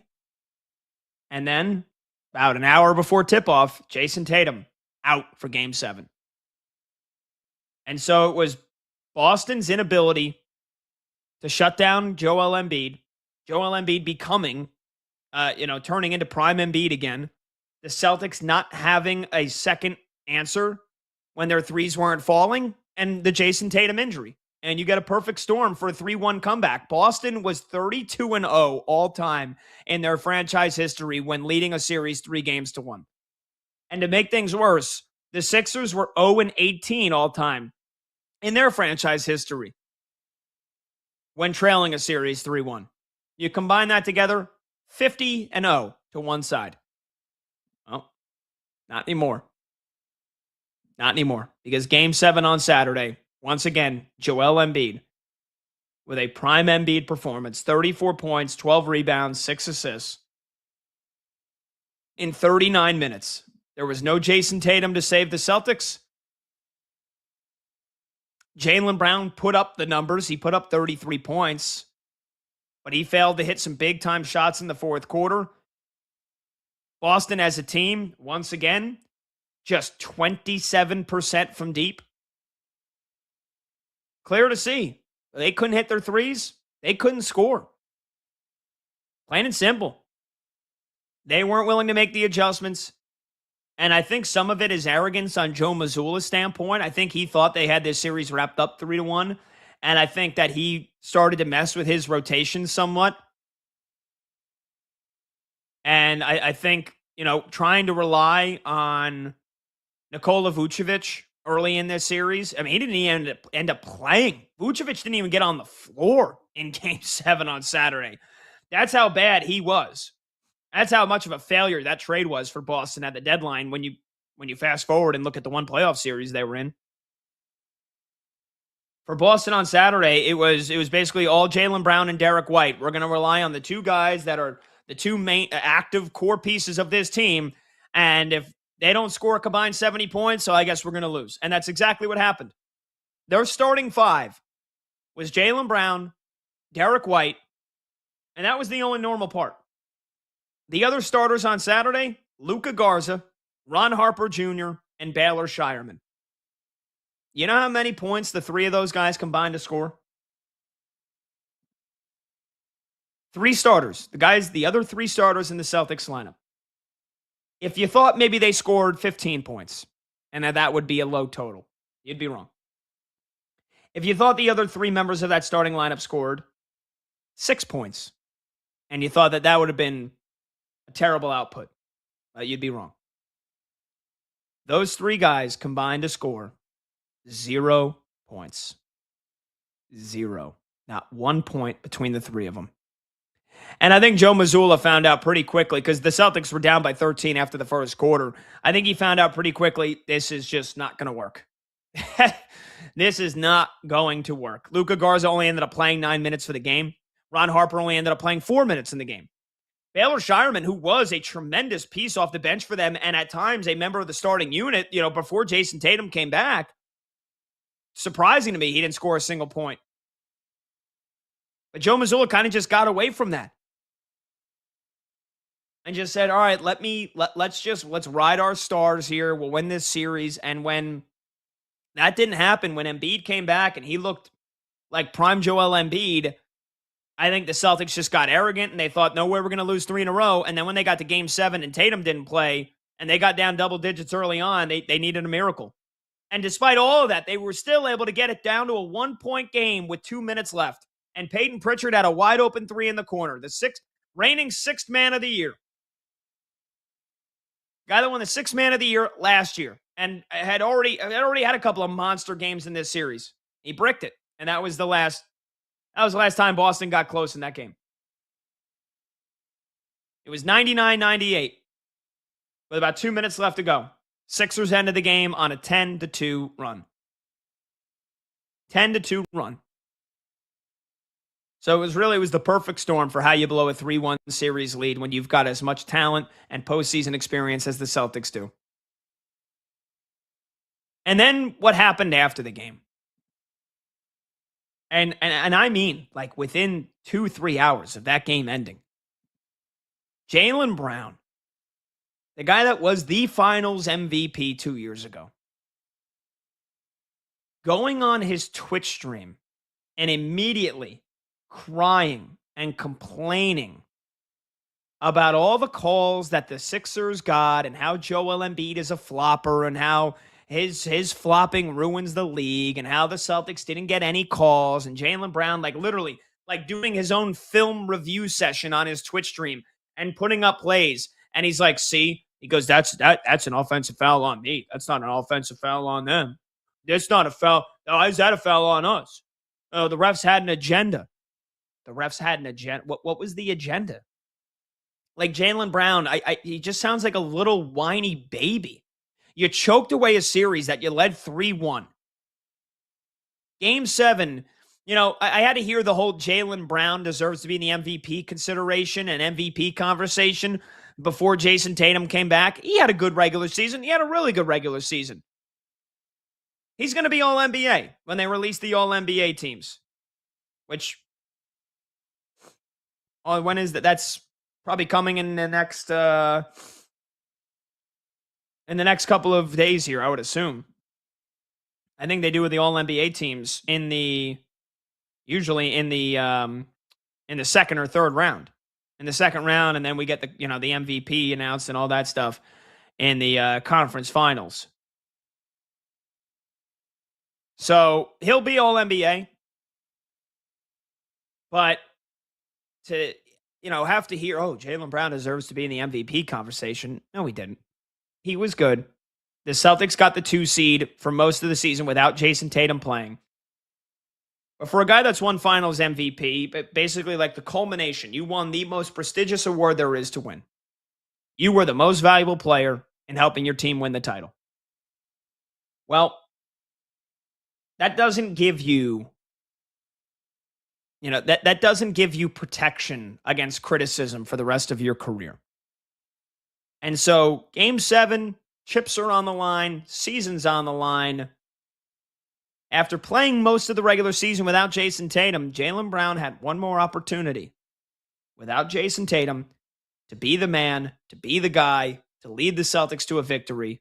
And like I said, you look at the box score, you look at his numbers, he put up good numbers. Fourth quarter, a lot of missed shots and a lot of delegating to his teammates when he probably should have been the aggressor, when you could have single-handedly willed your way into that game. At home, teams are fatigued, guys are tired, and Jaylen Brown just didn't step up to the light. And then to make the excuses, to cry about the officiating after the game, as if somebody of your stature wouldn't get the foul calls if they were fouls. And that Joel Embiid is a flopper. And Jaylen Brown, like he's the most ethical basketball player of all time, that we should all strive. We should all strive to be just like Jaylen Brown, who never flops, who never fakes anything. Jaylen Brown needs to get all those calls. He just sounds like a little baby. You lost. You blew a 3-1 series lead. Don't cry and complain about it afterwards. 310-840-4910 is the phone number to join the show. When we come back, we're going to talk some Stanley Cup playoffs with Pete Jensen. I'm Pat Boyle. This is BetMGM Tonight right here on Westwood One Sports.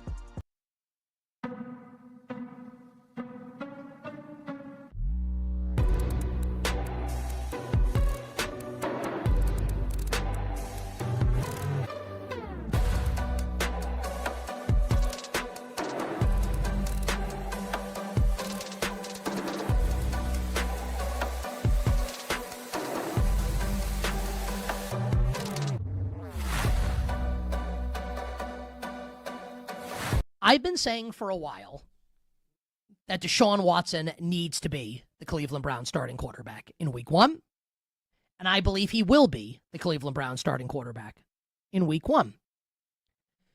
Now, please don't confuse what I'm about to say, right? I am about to endorse Deshaun Watson to start for the Browns. That does not mean that I think Deshaun Watson is a good human being. Who thinks that? With everything that like he's been alleged of doing, and whatever. No one here is to defend Deshaun. No, I'm not trying to defend Deshaun Watson, the human being. That's not what this is. But let's think about the Cleveland Browns for a second here, right? And acknowledge that the Browns will likely try and get their quarterback in the first round of next year's NFL draft, right? So the Browns, I actually love their NFL draft, what they did in the NFL draft. You got your left tackle in Spencer Fano, who has a ton of versatility right on the offensive line. Double dip at receiver in 2 different types of receivers, in Casey Concepcion in round 1, Denzel Boston in round 2, and they get Emmanuel McNeil-Warren at safety at the end of the second round. Like, there were a lot of reputable mock drafts that had him going in the first round. I thought this was a slam dunk NFL draft by the Cleveland Browns. So now you have like 2 rookie receivers that you want to bring along, right? Along with a second-year tight end in Harold Fannin and a second-year running back in Quinshon Judkins, who's working his way back from a gruesome leg injury, right? I know everyone loves Shedeur Sanders, and I don't mean this to like dismiss Shedeur. He's a 5th-round pick. Whether or not like you think, and you can be right, I can be wrong, but the NFL can be wrong, right? Whether or not you think he's a star, the NFL said over and over again he's not. Doesn't mean he can't be. I think it's unlikely. Dylan Gabriel projects as a long-term backup quarterback, which is obvious to anyone with eyes that pays attention. Deshaun Watson absolutely gives the team its best chance to win. Now there's a conversation to be had, like should the Browns be trying to win? And if they are trying to win or are not trying to win, they should start Dylan Gabriel. That'll give them the best chance of not winning. Todd Monken is 60 years old. First NFL head coaching job. You don't think he knows that if this season goes sideways, he could be David Culley? He could be a one and done. And the Browns next year hire a new coach, a younger coach, to go along with their soon-to-be first-round quarterback. He knows that. He's going to start the guy that gives him the best chance to win. I believe that's Deshaun Watson. Deshaun Watson never fit in the Kevin Stefanski scheme. It was obviously a move that the owner made in giving him all that guaranteed money. It was never going to work. He didn't fit what Stefanski wants to do. He fits the Todd Monken offense. You want to evaluate Concepcion in Boston and Fannin? Play the best quarterback. I think that quarterback's Deshaun Watson.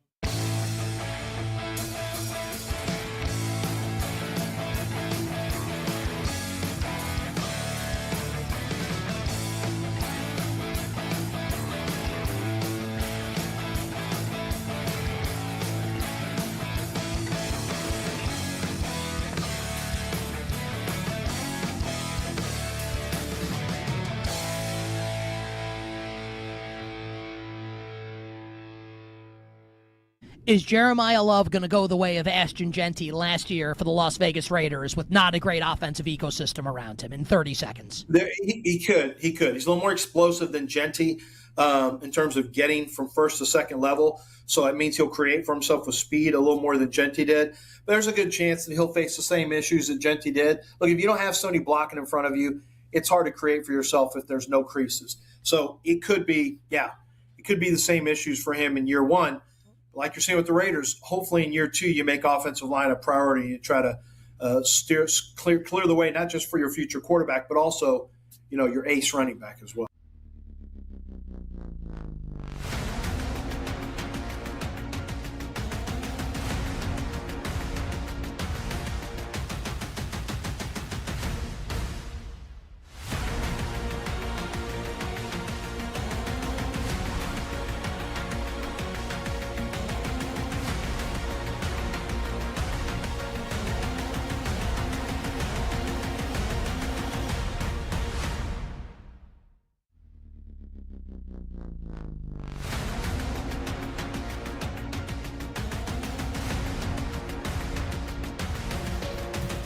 Live scores, sharp options, no waiting till tomorrow. BetMGM Tonight is back. Welcome on back. BetMGM Tonight, Westwood One Sports. I'm Pat Boyle. The phone number to join the show is 310-840-4910. You can text, you can call. Again, that's 310-840-4910. Before I introduce our next guest, let's just get a quick playoff scoreboard update here. Beginning on the hardwood, my New York Knicks are pulling away. It's a dominant first half. They lead the Sixers by 20, 71-51 with under a minute left to go in the second quarter. And then on the ice, it looks like it's coming down to the wire. Could we have a bit of a surprise here in Game 2 after the Hurricanes dominated the Flyers in Game 1 and beat them 3-0? Philly, with 2 goals in the first 5 minutes of the game, they've been able to make it stand up so far. They lead Carolina 2-1, under 10 minutes left to go in regulation, trying to tie that series up at 1 game apiece. So to talk some puck, to talk some Stanley Cup playoffs, let's bring in Pete Jensen, who covers betting, fantasy, and edge stats for NHL.com. Pete, what's going on, man? It was a wild weekend in the postseason. It's been an awesome first round. We got the second round upon us now. How you enjoying the playoffs so far? Welcome to the show.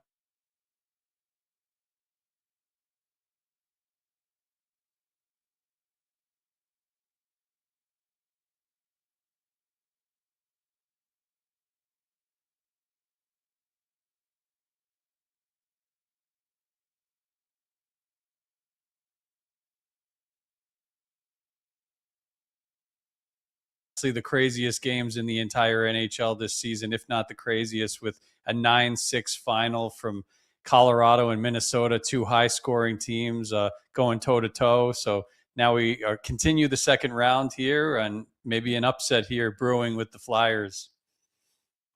Yeah, I'm going to ask you about both of those games yesterday because they were absolutely bananas. But let's get right to business here with Game 1, Ducks Golden Knights series, which starts in about 10 minutes from now. Vegas hung on to send off scrappy Utah in the first round, while Anaheim pulled off the upset, knocking out the 2-time reigning Western Conference champion Oilers. Some of the great stuff that you do with edge stats includes the following. Vegas leads the entire playoff field with 14 high-danger goals. And they've got William Karlsson coming back from injury, playing for the first time since November 8th. But the Ducks did win the regular season series 3-0. So who do you give the edge to, no pun intended, in this series, Pete? Vegas or Anaheim? And if you could just explain what qualifies a high danger goal or a high danger shot? Because the Golden Knights are getting a ton of them. Yeah, for sure. I mean, they're the net front regions, like the net front center region, and then kind of like off to the side a little bit. Or imagine a rectangle like going in front of the goal crease and 2 feet to the left, 2 feet to the right, and then extending up to the face-off dots. Those are the high danger zones. Go a little bit further back than that is mid-range, and then of course you could calculate, how a guy or a goalie does with mid-range and long range. And if you combine those two, it's kind of like perimeter shots, longer distance. You see, a guy like Nathan McKinnon, obviously for the Colorado Avalanche, has dominated the mid-range areas all season long. And then some guys on Vegas, Tomas Hertl, Dorofeyev, some of these elite goal scorers that they have control the high danger areas very well. It's a way to indicate net front presence. And, sometimes you have tip goals. Sometimes you have guys making moves in deep in front of the net to beat the goaltenders. Higher percentage looks, but that's what qualifies there. Yeah, Vegas does a really nice job in the high danger zones. They also do a nice job suppressing shots and preventing high danger chances on the other end. And also Carter Hart has been very good in the playoffs so far against high danger chances. So that's a really good combination. If you ask me who has the edge in the series to ultimately win it, I would certainly lean with Vegas. That said, I think Anaheim could give them some problems, and I do have the series going 6 or 7 games. So that's a testament to one of the better young cores in the whole league. They're here ahead of schedule, one of the most improved teams in the league, the Anaheim Ducks. There will be some high-scoring games in this series, I think, without a doubt. Okay. I love that. Speaking of a high-danger goal, by the way, the one that Seth Jarvis just scored for Carolina to tie the game up at 2 with Philadelphia. Snapshot right kind of entering into the slot area, kind of unabated there. So all of a sudden we got a tie ball game, and Philly's 2-goal advantage all the way back in the first period has evaporated. But let's flash back to yesterday, Pete. Have you ever seen a team, and I don't mean to sound disrespectful by saying this, just in terms of how lopsided the game was, have you ever seen a team less deserving of winning a Game 7 yet coming away with a W than the Montreal Canadiens? I mean, holy smokes. 9 shots on goal is the fewest in a win in the entire history of the NHL postseason. That series as a whole was amazing with them and the Lightning. Neither team ever led by more than a goal at any point during the series. But you mentioned it earlier, the Stones on Jakub Dobeš going on the road and outdueling one of the all-time greats in Vasilevsky. How did Montreal win that game yesterday, and how did they win the series against such an experienced Lightning team? Stronger depth than Tampa Bay. I mean, this has been a trend for a couple of years where Tampa has lost in the first round. They're good enough to get with their top elite talent, Vasilevsky, Kucherov, players like that, Point, Gensel, etc. But when you go deeper in the lineup, like Montreal's deeper than them, and you saw it with guys like Newhook, Josh Anderson, some of these other diamonds in the rough that were scoring big goals in the clutch for Montreal. And Montreal has one of the best, I have to say. If it's not the San Jose Sharks, who are going to be arriving very soon with Celebrini, Will Smith, Michael Misa, etc., it's probably the second best young core. And the deepest young core in the NHL is the Montreal Canadiens. So you saw different contributions from different guys throughout the series. Lane Hudson was a stud, scored the Game 3 winner. There was Uri Slafkovsky pretty much won the first game on his own. You also have Nick Suzuki, who's a great young captain and scored some big points in the series. And Cole Caulfield, a little quiet, but he scored 50 goals in the regular season. So I think you get my drift. There are so many 25 and under players on this team that I think even though they were heavily outshot, they were well-rounded, they were opportunistic, and the goaltender, most importantly, was extremely opportunistic and was able to steal that game with such a lopsided shots on goal, 29-9. No, I haven't ever seen something like that, to answer your question. Yeah. I mean, it's crazy. It's crazy. And so, again, we know of Vasilevsky. A lot, we know of Jeremy Swayman, even though Boston's on their way home right now. Carey Price has had some legendary postseason runs. But do you think Jakub Dobeš in what his rookie season could become one of the next all-time great goaltenders? Like, how far do you think Montreal can go just on the backs of their goaltender. I know they got a tough series coming up with Buffalo, who's been fresh and ready and waiting for them. But do you think Jakub Dobeš is good enough to maybe, not single-handedly, but stand on his head and carry Montreal maybe to a cup final? I mean, Montreal has a ceiling of going to the cup final this year. I think 2-3 years from now, they have a ceiling of winning a championship. Maybe they're not quite there yet. They're going to have to improve some things. Certainly on the power play, they were really bad the last couple of games of the series against Tampa Bay. That's got to get better. Buffalo has some firepower. Buffalo has some two strong goalie options. We saw UPL falter for them in game 2. They switched right to Lyon. They never looked back. Montreal also has Jacob Fowler, a nice quality backup who's also a rookie who I think has a higher ceiling than Dobeš long term. So that dynamic is going to be interesting in the years to come. But here and now, the team has played very well in front of Dobeš all season long. Wins per game. He's among the top goalies in the league, and he still is rookie eligible, like I said. So he's been a great story. Can he beat Buffalo in a 7-game series? Yes. I picked Buffalo in 7, but that series is a coin flip of two great young teams and two big surprises this year. So it's going to be fun to watch. He has them right in the thick of things in the Eastern Conference. And especially if Carolina, maybe they won't sweep Philly, but if they win in 4 or 5 and they're sitting there for a week and a half, I kind of would rather have Buffalo or Montreal against the Hurricanes, whose scoring tends to dry up the deeper they go in the playoffs year after year. Yeah, and that kind of feels like it's Carolina's year. And I know we got the game going on right now, so I wanted to see how it finished before I asked you any questions, but there is still 5.5 minutes left to play. So I will ask you about Carolina right now. Like if this isn't the year for Rod Brind'Amour and the Hurricanes, who have gotten close to winning Lord Stanley's Cup, and it feels like they've been on the doorstep, like, while some other teams in the East, it's been their year and they've gotten there, and you had the couple of years with Tampa Bay, and now most recently the Florida Panthers kind of hopped right over them. Florida's not even in the postseason. Tampa Bay's out. Like they should be the team to beat. So is this the year Carolina finally gets it done here, Pete? Or do you think that maybe this Eastern Conference is freaking wide open and maybe Philly could come back? And then, like you said, Buffalo and Montreal, seems like you like either of those two teams' chances if they've got the conference finals date with the Hurricanes. Right. So, I mean, it certainly could be their year to come out of the Eastern Conference. I mentioned some of those concerns I have. Freddie Anderson, it's not the first time he's been lights out the first 2 rounds, and then some hiccups later on. The one year they lost to the Rangers in the second round and kind of let the series slip away in that last series. They've played tough series with the Florida Panthers, but some of those series, one of them ended in a sweep, I believe, and the other one maybe went 5 games, and they were tight games, but they didn't have the finishing ability late in games. So that's what worries me about them. If I were to put them up against Colorado, let's say in the Cup final, I would pick Colorado. That was my preseason pick to win the Cup, and it was also my pre-playoff pick. I had Colorado over Buffalo, but I was torn between Buffalo and Montreal because I knew both of those teams have a high ceiling. So to answer your question, I mean, it should be their year to come out of the Eastern Conference, that Florida isn't there, and they're the safest team to do that.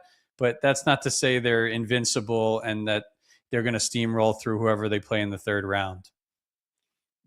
Talking to Pete Jensen here on BetMGM tonight, Westwood One Sports. I'm Pat Boyle.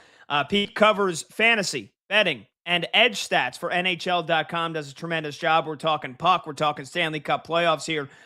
Pete, if Game 1 was any indication of what to expect from the Avalanche and Wild series, it might be one of the great postseason series of all time. 15 goals and an absolute slobber knocker last night in Denver. The Avs win it 9-6, but should we expect more of that madness, nonstop goal-scoring cavalcade, or no? Because kind of both teams, players and coaches, said in their post-game pressers last night, this is not the way we play. I mean, and I know what they mean. They were 2 of the top 4 defenses in hockey this year. So I'll ask you, what do you expect the rest of this series? Defensive battles, or do you think any game could erupt like the one last night? And then at part 2, do you think this is the year? I know what you said, your pre-playoff pick. Do you still think Colorado is going to break the President's Trophy curse this postseason, or will they be playing in that Cup final? I mean, barring injury, they really have a great chance to beat anybody in their path. Minnesota might be their toughest opponent from here on out, so that's going to be challenging. It's kind of like last year where they met up with Dallas in the first round, kind of let the game 7 slip away. They lost to Rantanen, who they traded earlier in the year. They don't have to run into Rantanen. They don't have to run into the Florida Panthers of the past 2 years that Edmonton fell short against. So those are good things. They have a roster with a lot to play for. They won in 2022. They got Kadri back. He scored a big goal last night in transition. Huge addition. I mean, in the series against Minnesota, the center depth of the Avalanche is superior, to say the least, compared to the Wild. I do expect some adjustments here in game 2 and at different points in the series. Both teams have a goalie to turn to if they need to. It's Wedgwood so far for the Avs, but Blackwood is just as good. And same for Minnesota with Gustafsson. Gustafsson was their 1A all year. Wallsted's a rookie. He's been playing outstanding, had 4 shutouts in the regular season. So he deserves where he's gotten, but both teams have that luxury where they could turn back to the other guy and make adjustments and find a spark plug. But yeah, what you said, I mean, the top 2 teams in team save percentage this season in the regular season, number 1, Colorado, number 2, Minnesota. You wouldn't have known it from watching that topsy-turvy game. And there's so much elite offense on both sides. So I think you're going to see a lot of different results in this series. But yes, there will be more high-scoring hockey in this series the rest of the way. Okay. All right. One more for you here, Pete. We're talking to Pete Jensen, covers fantasy, betting, and edge stats for NHL.com. As I watch the Flyers just get stoned there on a breakaway chance with 4 minutes left to go, still tied with the Hurricanes. Talking to Pete Jensen here of NHL.com. So I know you like Buffalo. You like the Sabres. First postseason for them in almost 15 years. If they are going to get past Montreal, and if they're going to get to the Cup final, what do you think is going to take them there? Like, what are the keys? What does Buffalo have to do better than their opponents? And what are the top, couple of names we need to look out for anybody that hasn't locked fully into the NHL Stanley Cup playoffs just yet? Who are the top 2 or 3 names to look out for the Buffalo Sabres? Because they are a hell of a story, man. This is already one hell of a ride, and it feels like they can really keep it going here. They have a chance to flip the script for Buffalo sports, that's for sure, because this is one of the deepest teams, if not the deepest team in the NHL. They have a lot of different goal scorers throughout the lineup. Even you go further down, you have guys like Jack Quinn and Josh Norris who can snipe it. And you have some really nice role players, Zach Benson and also Josh Doan, who's playing in his first postseason. And it's been cool to watch a lot of these different guys, namely the top 2 players on the Buffalo Sabres, Rasmus Dahlin and Tage Thompson. They've been through all the bad times, all the bumps in the road, all the disappointments, and they're the 2 leaders on the team. Those are the 2 guys, Dahlin first and Tage second, that I would rank in the Conn Smythe board. If you were going to say if the Sabres were to win the whole thing, who would be most likely to win it, I would say probably one of those 2. But Alex Lyon has also been a great story. He's been a little bit more consistent than Ukko Pekka-Luukkonen this year, but the Buffalo Sabres, for anyone who hasn't been paying close attention, this is the best team in the NHL since early December in terms of record. And they didn't falter, even though they dropped that game 2 to the Bruins. They took care of business the rest of the way for the most part. So yeah, just a very deep team, 2 strong goalies, and they have the blueprint. I mean, how crazy is it that Lindy Ruff has them back here after he coached the Sabres for like 17 years earlier in his career and took them to the Cup final and back-to-back Eastern Conference finals? And how fitting for this guy to be the guy that ended not only the 14-season playoff drought, but the playoff series win drought, which was dating back to 2007. Pretty crazy stuff. Everybody loves a good comeback story, Pete. And Lindy, somebody that played for Buffalo for a long time, coached him for a long time, back here. I mean, that's a Hollywood script if I could ever think of one. But yeah, if you told me the Sabres were going to be having a better chance of winning a title in their respective sport than the Buffalo Bills, I would have thought you were crazy 12 months ago. But that is where we currently are. Game 1 with the Sabres and the Habs, by the way, coming up on Wednesday. So just under 48 hours from now. got a great one, great finish coming with the Flyers and Hurricanes, Pete. So I'll let you get to that, brother. Thanks so much for your time, and hope to catch up with you soon here in the rest of the postseason.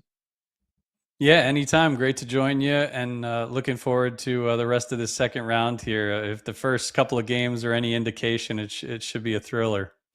Oh, yeah, that's for damn sure. All right, there you have it. Pete Jensen, he covers fantasy betting and edge stats for NHL.com. So talking some Stanley Cup playoffs, talking some puck. We're going to continue because I got some more extended thoughts on both of those games yesterday. A Game 7 thriller. How the hell did the Canadiens win that game? And then also the Avalanche and the Wild. Plus, we'll get you a scoreboard update on the 2 playoff games going on right now. Flyers, Canes, Knicks, Sixers. And we got a couple more playoff games that are minutes away from starting. I'm Pat Boyle. This is BetMGM Tonight right here on Westwood One Sports.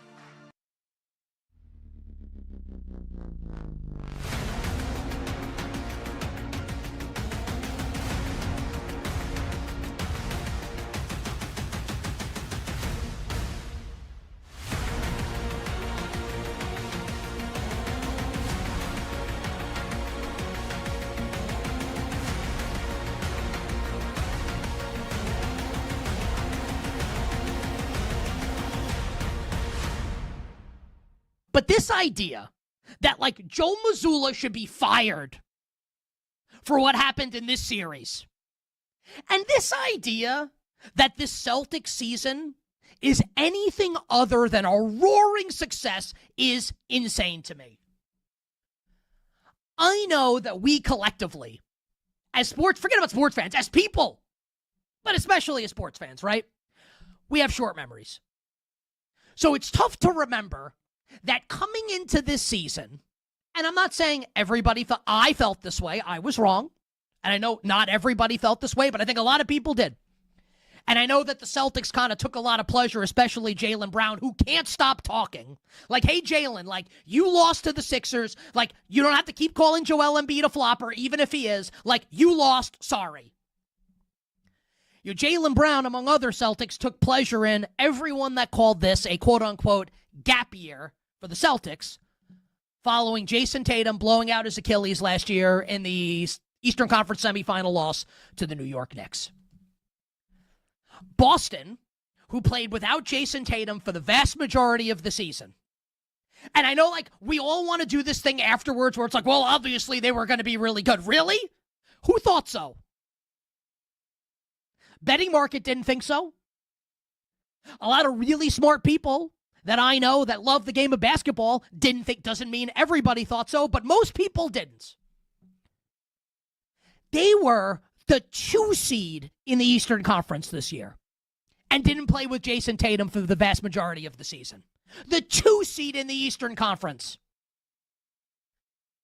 They won the NBA title 2 years ago. So yeah, is it the most aesthetically pleasing brand of basketball watching these guys chuck up 1 billion threes a game? Not when they don't go in. And I understand that. I get it. Live by the 3, die by the 3. But again, like, lest we forget, because we have short memories, that 2 years ago, not only did they live by the 3, they won the damn championship. Like, they won the NBA title with this guy coaching the team. And now we're going to do this thing where, like, he sucks. And, like, this season was a disappointment? Like, come on. Like, miss me with that.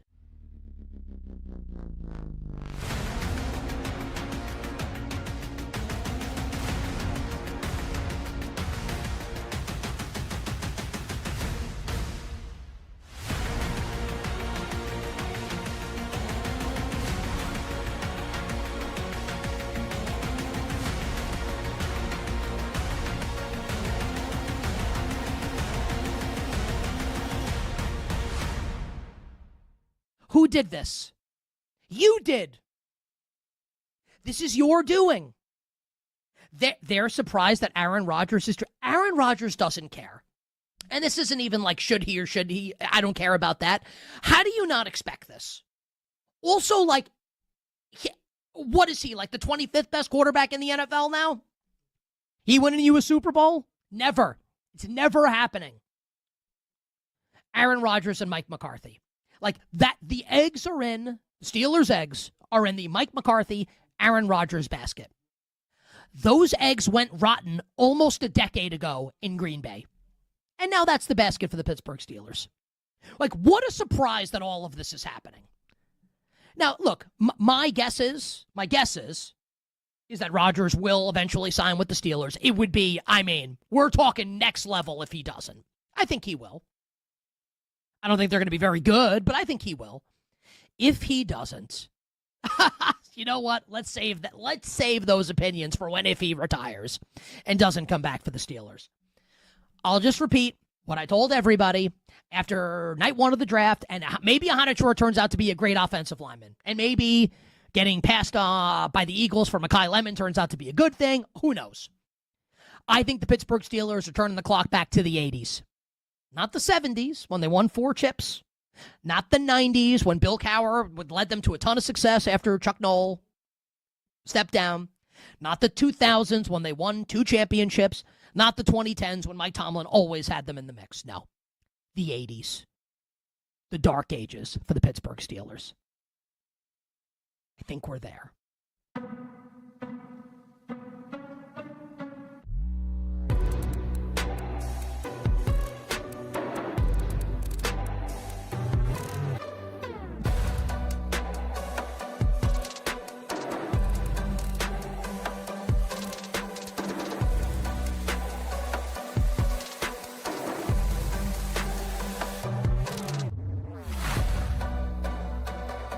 Live scores, sharp options, no waiting till tomorrow. BetMGM Tonight is back.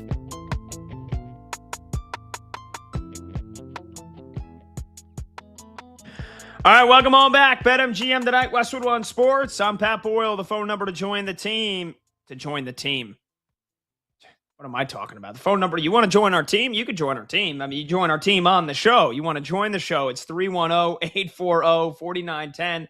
That's 310-840-4910. Well, you can tell where my brain is at. I am locked into playoff mode. I'm watching the Knicks. I'm in euphoria. The Knicks are up, crushing the Sixers right now by nearly 30 points. It's a 27-point game early on in the third quarter. Absolutely loving what I'm seeing here in game one. I kind of expected it. I don't want to get carried away with how the rest of this series is going to go. I know Brad said, I got to sneeze, so maybe this is a good time to check myself. The sporting gods reminding me, slow down, don't get carried away. It's just one game. Could also be the cayenne pepper that I put in my dinner earlier. And then, you ever eat something spicy and your nose starts running? And you feel like you got it all off your fingers, and then you kind of go like that, wipe your nose, and then you get the pepper inside your nostrils. I think I've done that, and so I feel like I've got the uneasiness of feeling like I'm going to sneeze. Anyway, that's what happens when you do the show from your own studio at home. You get to eat dinner in between the breaks, and then sometimes it comes back to bite you. But the phone number to join is 310-840-4910. Again, I know Brad said he was very bold and brash, and he thinks the Knicks are going to sweep the Sixers. I think Knicks in 6. Because they're just not going to make it easy. They won't.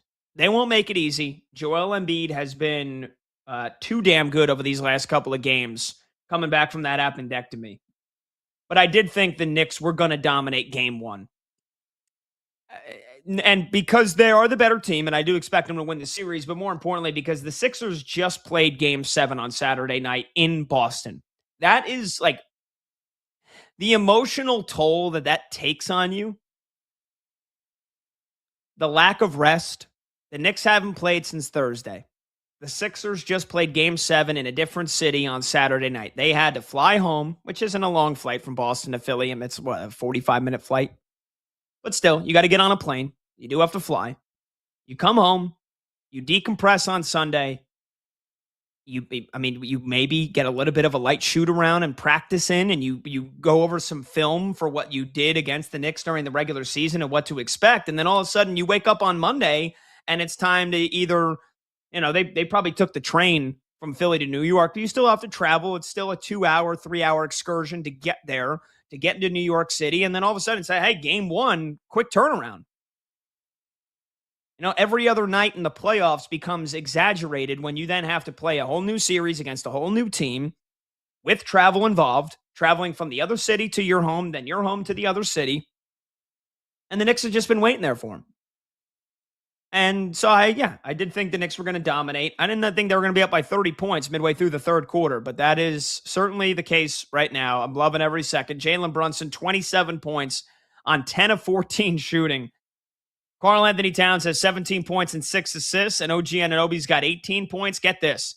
I mean, just how easy it's been for the Knicks so far tonight. And remember, their last game was a historic,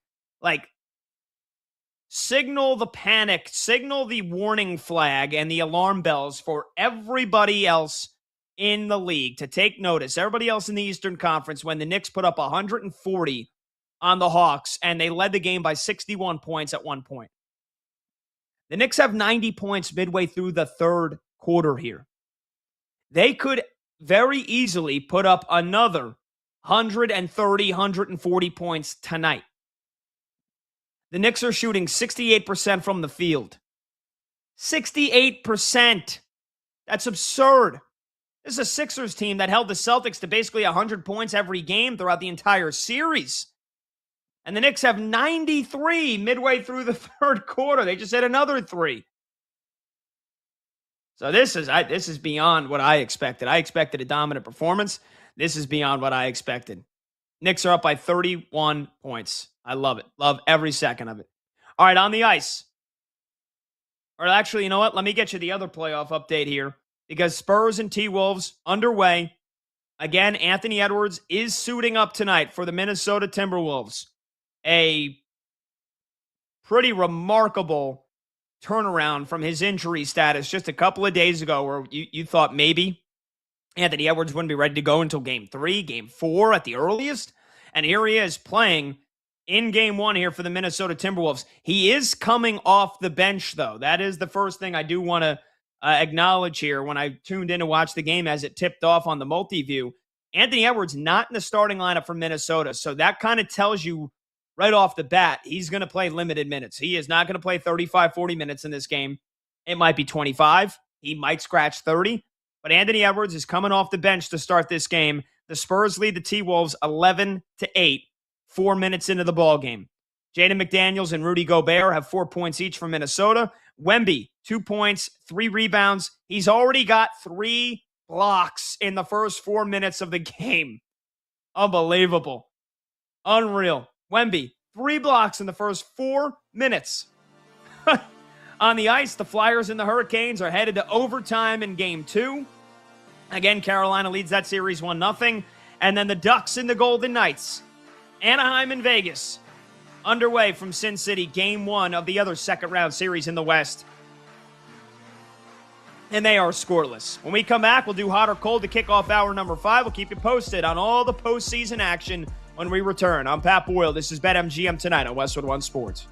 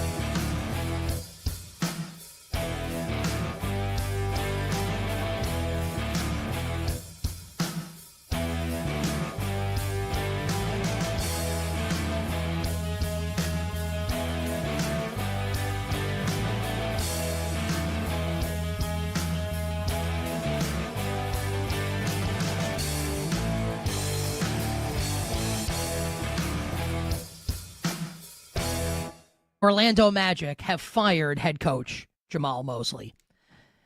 This should be a surprise to nobody that actually pays attention to the NBA. This was absolutely, even if the Magic had beaten the Pistons in the first round, if they hadn't gotten to at least the conference finals, Jamal Mosley was going to be out of a job. So Mosley fired absolutely had to happen with the way this season went for Orlando. You know, preseason win total of 50.5. Just a brutal regular season for this team. Zero offense for much of the year. Now, they did pull it together towards the end, right? Annihilated Charlotte in the final play-in game. 3-1 series lead against the 1-seed Pistons in the Eastern Conference. And if Franz Wagner doesn't get hurt and misses the final 3 games, Orlando probably moves on to the second round. I'm comfortable saying that. If Franz Wagner doesn't get hurt, Orlando probably wins one of the final 3 games of the series. Maybe it's not game 6 with how Orlando went historically cold in the second half of that game and carried it over into game 7. But I'll tell you what, they needed every bit of 45 points the Pistons did from Cade Cunningham in game 5 to get it to game 6. I think Orlando probably closes it out with the healthy Franz Wagner. But even with that being true, you can't bring Jamal Mosley back. Now the Magic are screwed. This team is up against it in a huge way. And we talked about this before the playoffs started. Because Paolo Banchero's making $50 billion, and Wagner's making $50 billion, and Jalen Suggs, who looks like me on the 4th of July after 17 beers shooting jumpers, is making $50 billion. Bunch of young draft. Anthony Black hasn't been great. What do you do with this team? Now, you're not going to fire Paolo. You can't. Who's taking that contract? What do? You fire the coach. And we'll see who coaches them next. Maybe it'll be Billy Donovan, who once upon a time, remember, almost took the Orlando Magic coaching job before returning to the University of Florida. Maybe it'll be Donovan. We'll see who takes that job to coach this team next year. I fear, even with Paolo showing up in a big spot, he was great. He was like the only Magic that played well yesterday, the only Magic player. I fear that this team is probably screwed long term.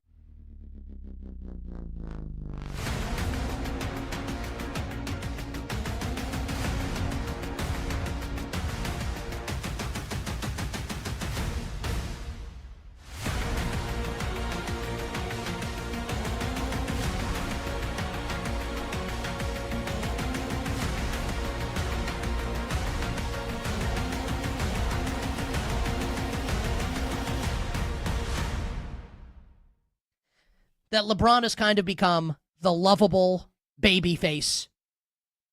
LeBron James, underdog. And everyone loves LeBron. People are rooting for the Lakers. Oklahoma City. This is about to be their Bash at the Beach 1996.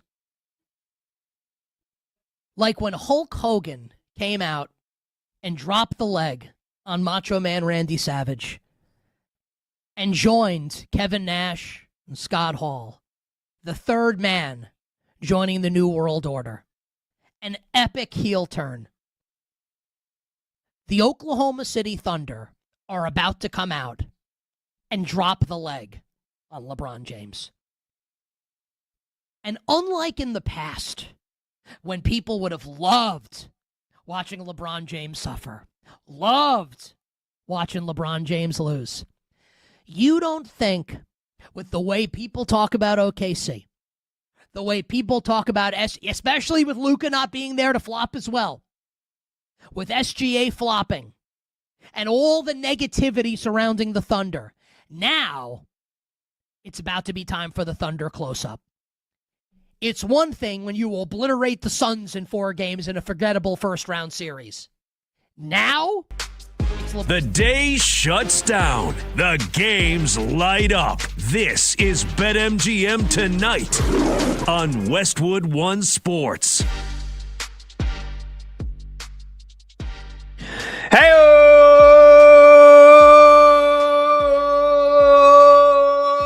Welcome on back to BetMGM Tonight here on Westwood One Sports. I am a very euphoric Pat Boyle because the Knicks are up by 30 points here in Game 1 against the 76ers. And we are brought to you by BetMGM. Make it legendary. Download the app today. Please gamble responsibly. Hour number 5 starts right now. You can watch the show live on Twitter at BetMGM Tonight. And you can listen to the show on the Westwood One Sports app, the Odyssey app, Sirius XM, channel 375, and hundreds of local affiliates throughout North America. Our talk and text line is 310-840-4910. Open phone lines for you here in this final hour. anything that you want to get to from the weekend that we haven't touched on yet? If you're just joining us, anything we've talked about on the show or any of the top stories from the weekend, you can call in, you can text in 310-840-4910. Before we kick off the final hour with a little hot or cold here, in case you missed anything, we talked with the great Kevin Harlan earlier in the show, one of the great goats and legends of the broadcast industry. You can go back on the Odyssey app. You can download the BetMGM Tonight podcast and hear what Kevin Harlan had to say about each one of the second round postseason series in the NBA playoffs. We asked him about Taco Bell with Cinco de Mayo tomorrow, and he is going to keep it. He's going to keep it authentic. He's going to get some authentic Mexican food. Even though I said, hey, I have no problem with anybody that wants to get a little Taco Bell to celebrate tomorrow on Cinco de Mayo. We talked to Pete Jensen, who covers fantasy betting and edge stats for NHL.com. We got into Jamal Mosley getting fired by the Magic. We got into the passing of a legend in John Sterling. Rest in peace to the Yankees' iconic radio voice for nearly 40 years. And, of course, Aaron Judge has already gone deep for the New York Yankees tonight, and they lead the Orioles. So it's been a jam-packed show. But let's get you a scoreboard update here before we get to a little hotter cold with producer Brandon Combs. Again, my Knicks are up by 30 points, 28 to be exact. It's 96-68 with 4 minutes to go in the third quarter here in Game 1 at Madison Square Garden. And again, I figured that the rest disadvantage for Philadelphia would be a big problem for them tonight, playing that emotional Game 7 on Saturday against Boston. And that and the fact that the Knicks just cannot miss. Again, it's basically a 30-point game right now in the third quarter. Anthony Edwards is coming off the bench in Game 1 for Minnesota, and he has just entered the game. He entered the game about 3 minutes ago. He's already got a rebound and an assist, but he has not taken a shot. Again, a dramatic 9-day turnaround from a hyperextended left knee and bone bruise. Ant-Man playing in Game 1 between the Spurs and the T-Wolves. San Antonio leads 17-14. Victor Wembanyama already compiling one hell of a stat line. 2 points, 3 rebounds, 1 assist, and he's got 3 blocks in the very first quarter. So Spurs up by 3. And then on the ice, we've got overtime action right now. Flyers Hurricanes, Game 2.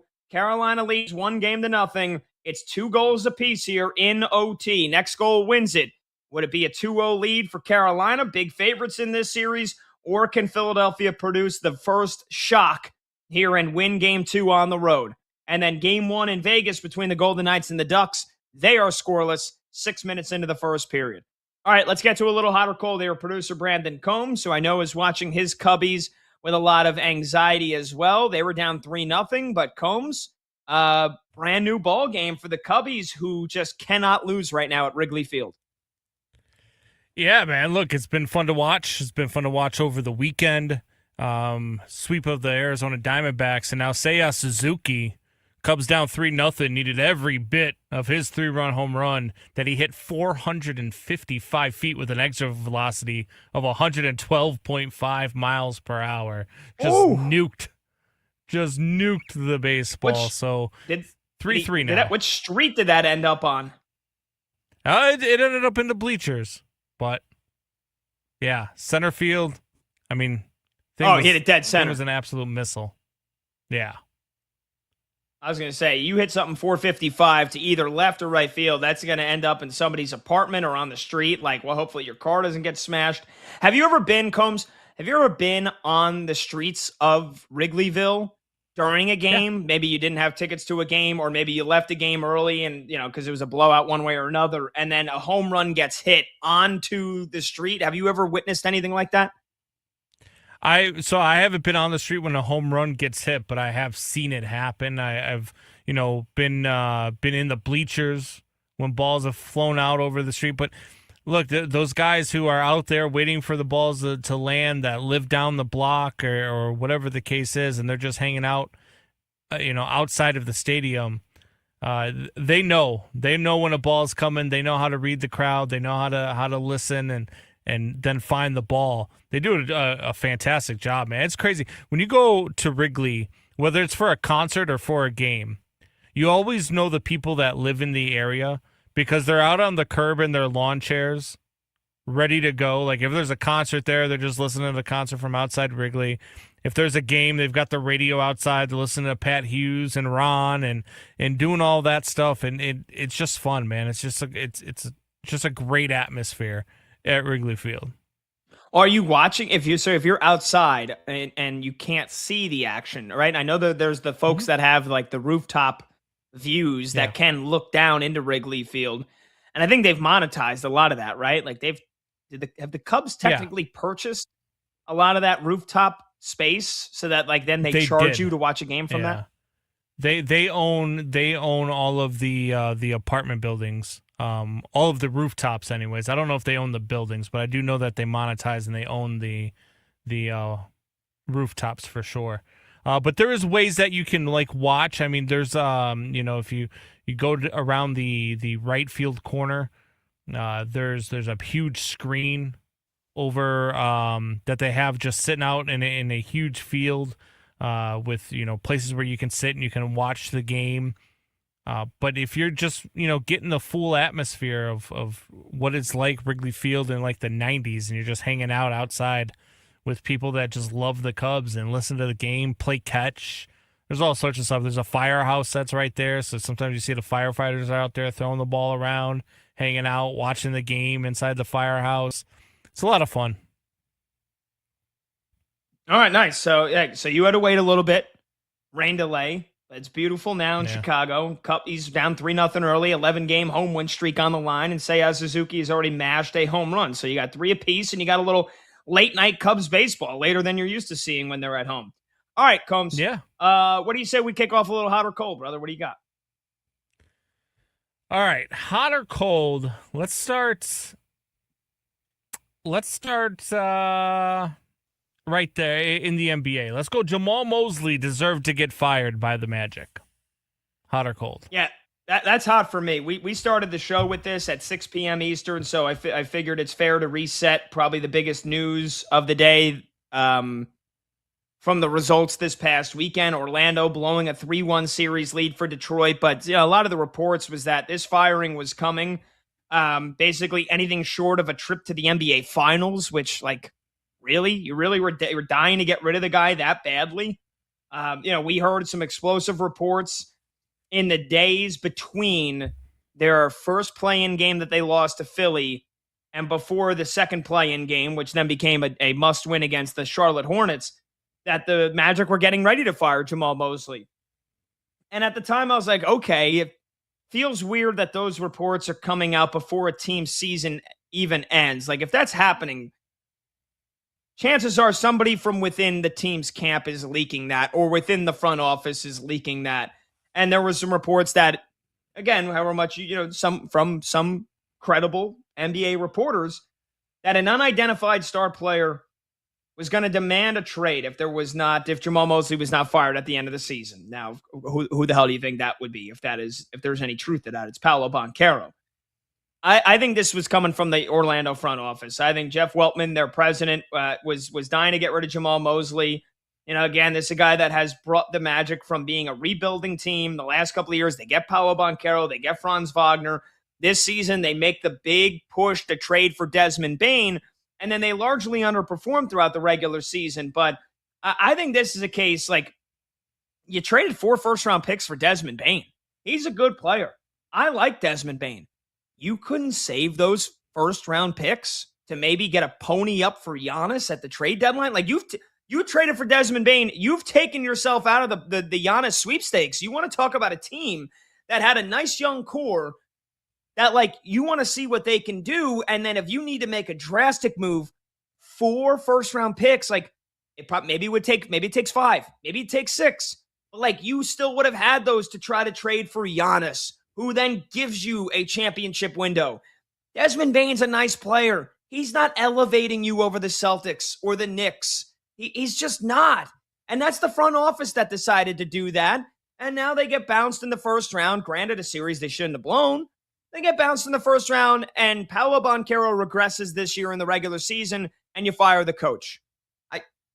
He's not the scapegoat for this team and whatever issues they're going to have. I don't think we go into next year looking at the Orlando Magic like they're a championship contending team either. So then what's going to get them over the hump? Are you telling me Billy Donovan's going to come here and make this a championship caliber team? I don't think so. So I think this is on the front office, but they needed somebody to scapegoat, and it's the head coach, Jamal Mosley, and I don't think he deserved to get fired.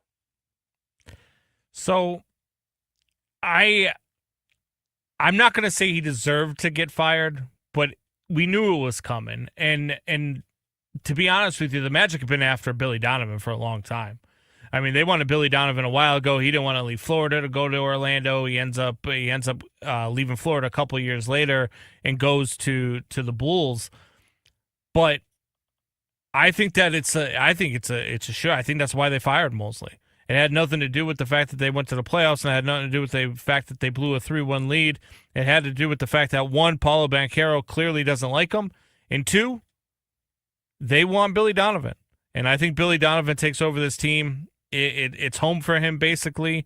So I think that's why Jamal Mosley gets fired. And I do think that within a week, maybe even 2 weeks, if it even takes that long, you're going to find out Billy Donovan is taking this job.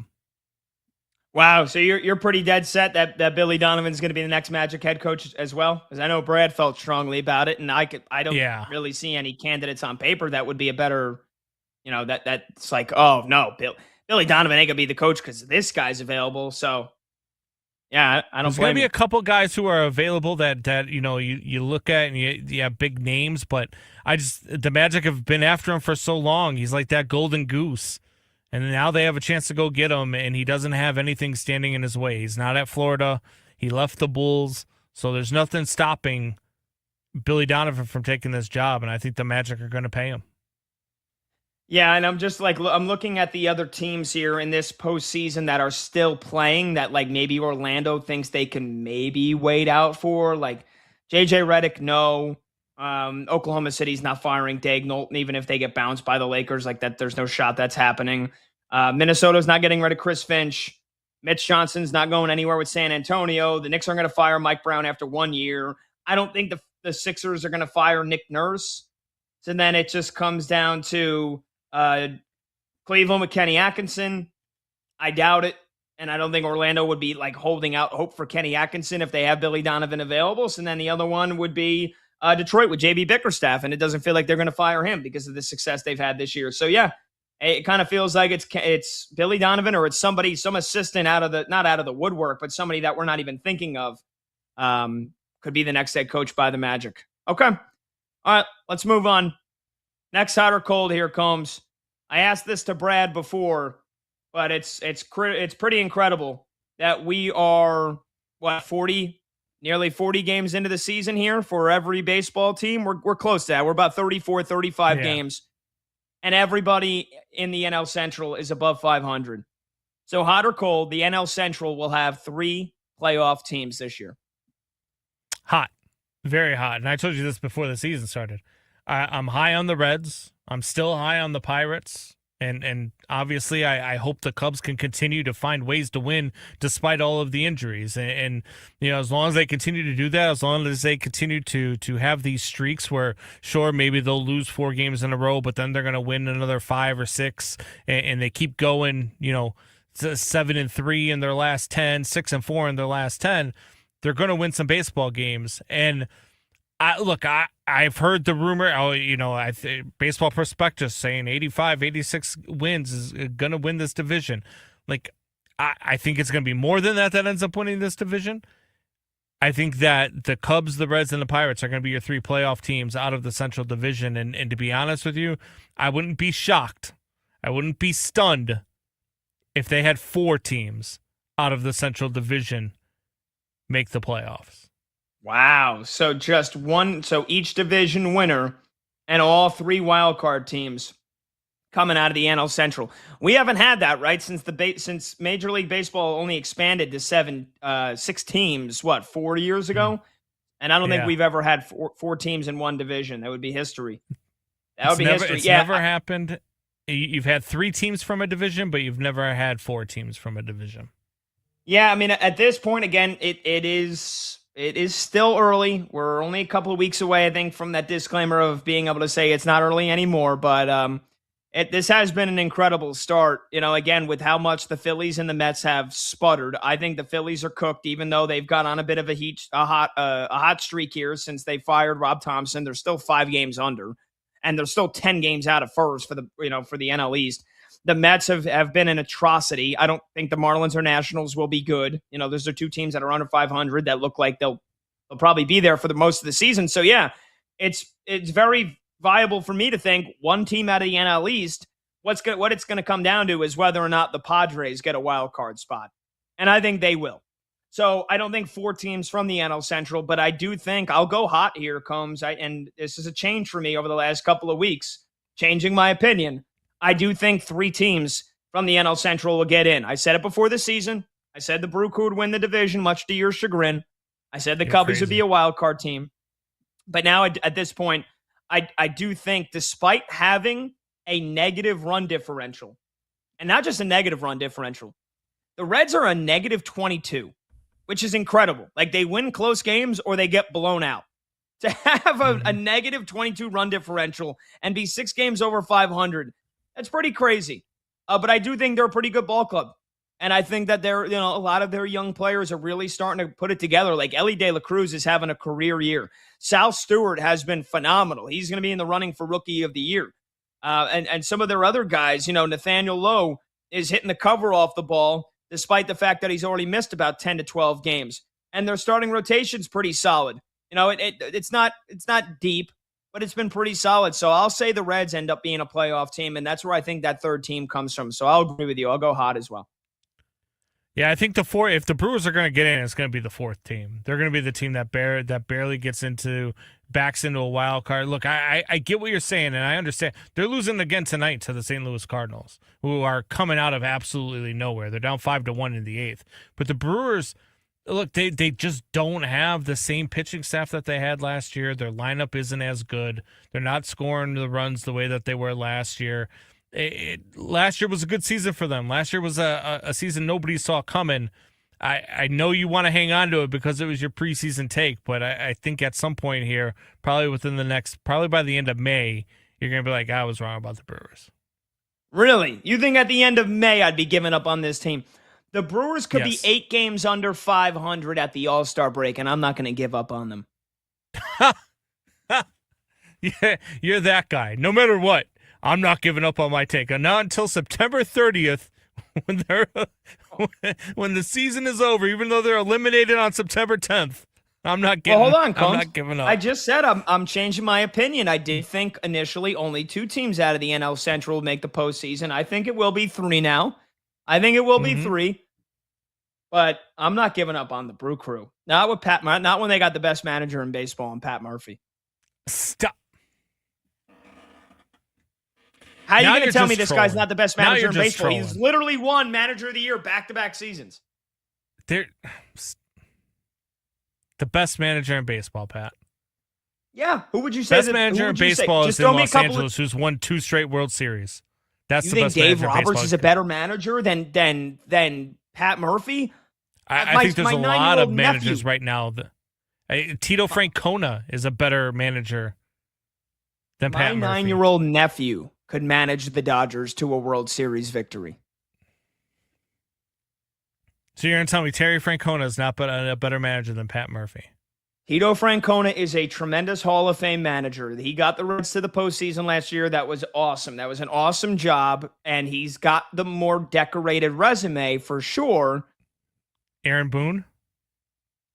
Look, I like Booney. I'm one of the I feel like minority Yankee fans that doesn't want Aaron Boone fired. But I don't think he's a better manager than Pat Murphy. Oh, Monty, clip that. We're going to use that a lot.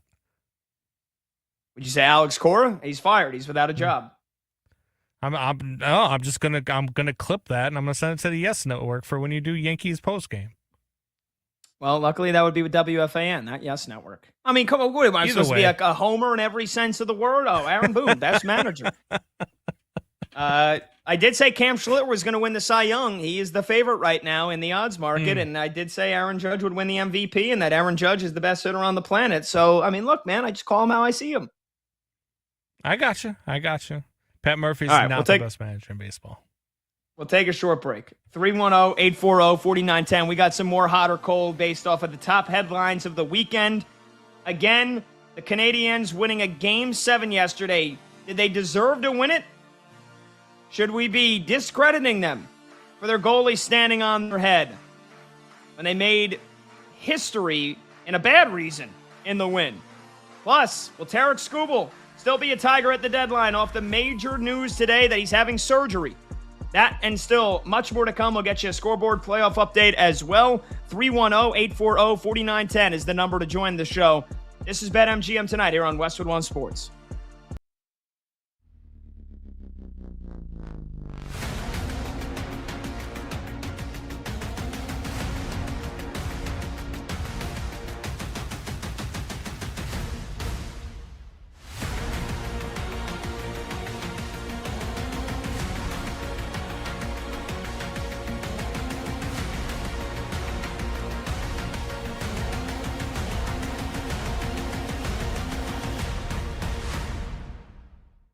John Sterling, in a world where, and not everyone falls under this umbrella, but I think especially with baseball, you can make this case, right? Where a lot of play-by-play announcing in Major League Baseball, and this sounds like an insult, but I don't mean it to be one, a lot of it can really be cookie cutter.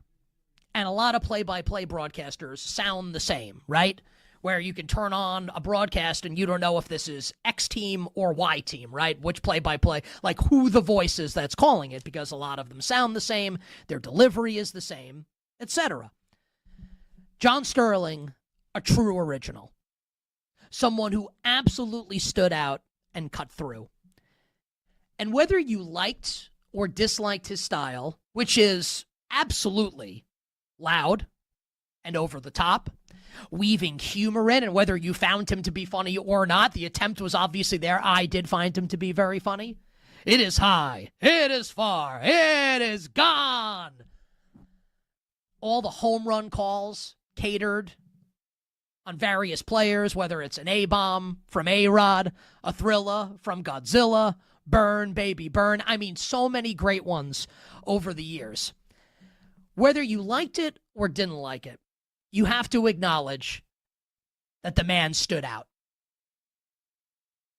Absolutely an original.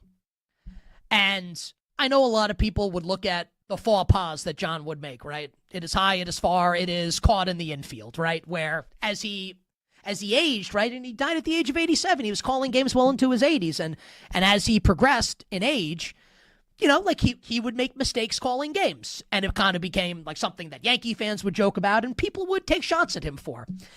You know, I think all of that stuff kind of adds into the mystique and the aura and the legend of John Sterling.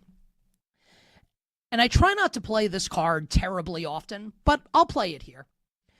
I've been doing this a long time in sports media, and I grew up in New York, and I've been living in New York almost my entire life, 25 years now this fall, since my freshman year at Fordham in 2001. Had the opportunity on numerous occasions to deal with John Sterling, interview John Sterling, speak with John Sterling, and I'm happy to say that all the things that you will read about him today and hear people say about him are true.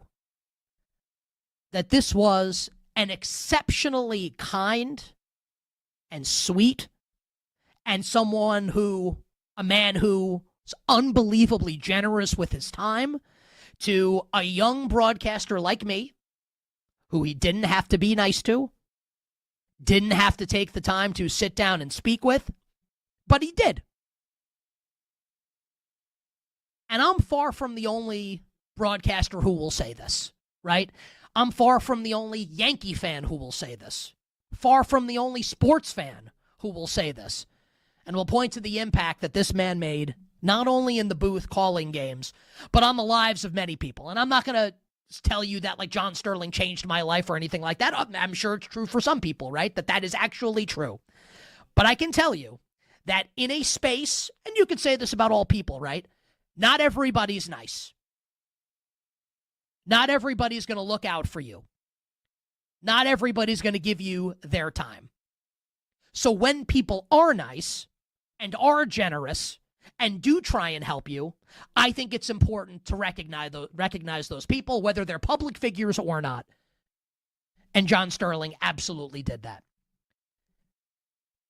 This is a tremendous loss for, first off, his family and friends, for the New York Yankees community, and I understand that a lot of people around the country hate the Yankees. I get it, but I hope that even if you hate the Yankees, you can find empathy in this situation, right, with someone passing away. A tremendous loss for New York Yankees fans and for sports fans. I feel comfortable and confident saying that there will never be another John Sterling calling baseball games or otherwise. Rest in peace to the legendary John Sterling, gone at the age of 87.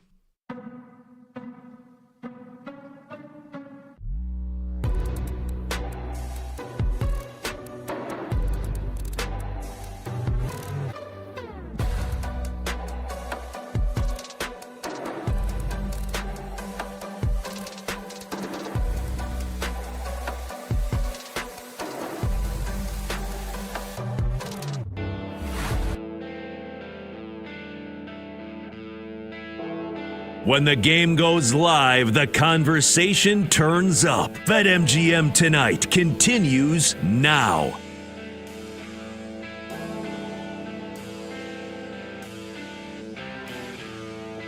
Welcome on back. BetMGM Tonight, Westwood One Sports. I'm Pat Boyle. Phone number to join the show, 310-840-4910. You see that, baby? New York Knicks Basketball Club taking care of business in Game 1. Read it and weep. Suck on it, Philly. Knicks absolutely decimating the 76ers in Game 1. 30-point game with 7 minutes to go, 117-87. It's basically been over since the second quarter. The Knicks could put up another $140 tonight. I mean, that is how historically dominant their offense is right now. And I just tweeted, and by the way, you could tweet me at PatBoyle44. I tweeted the 76ers, I can already hear it now. Nick Nurse and the 76ers will use the excuse of having to play Game 7 on Saturday night in Boston as the reason to why they got their doors blown off tonight.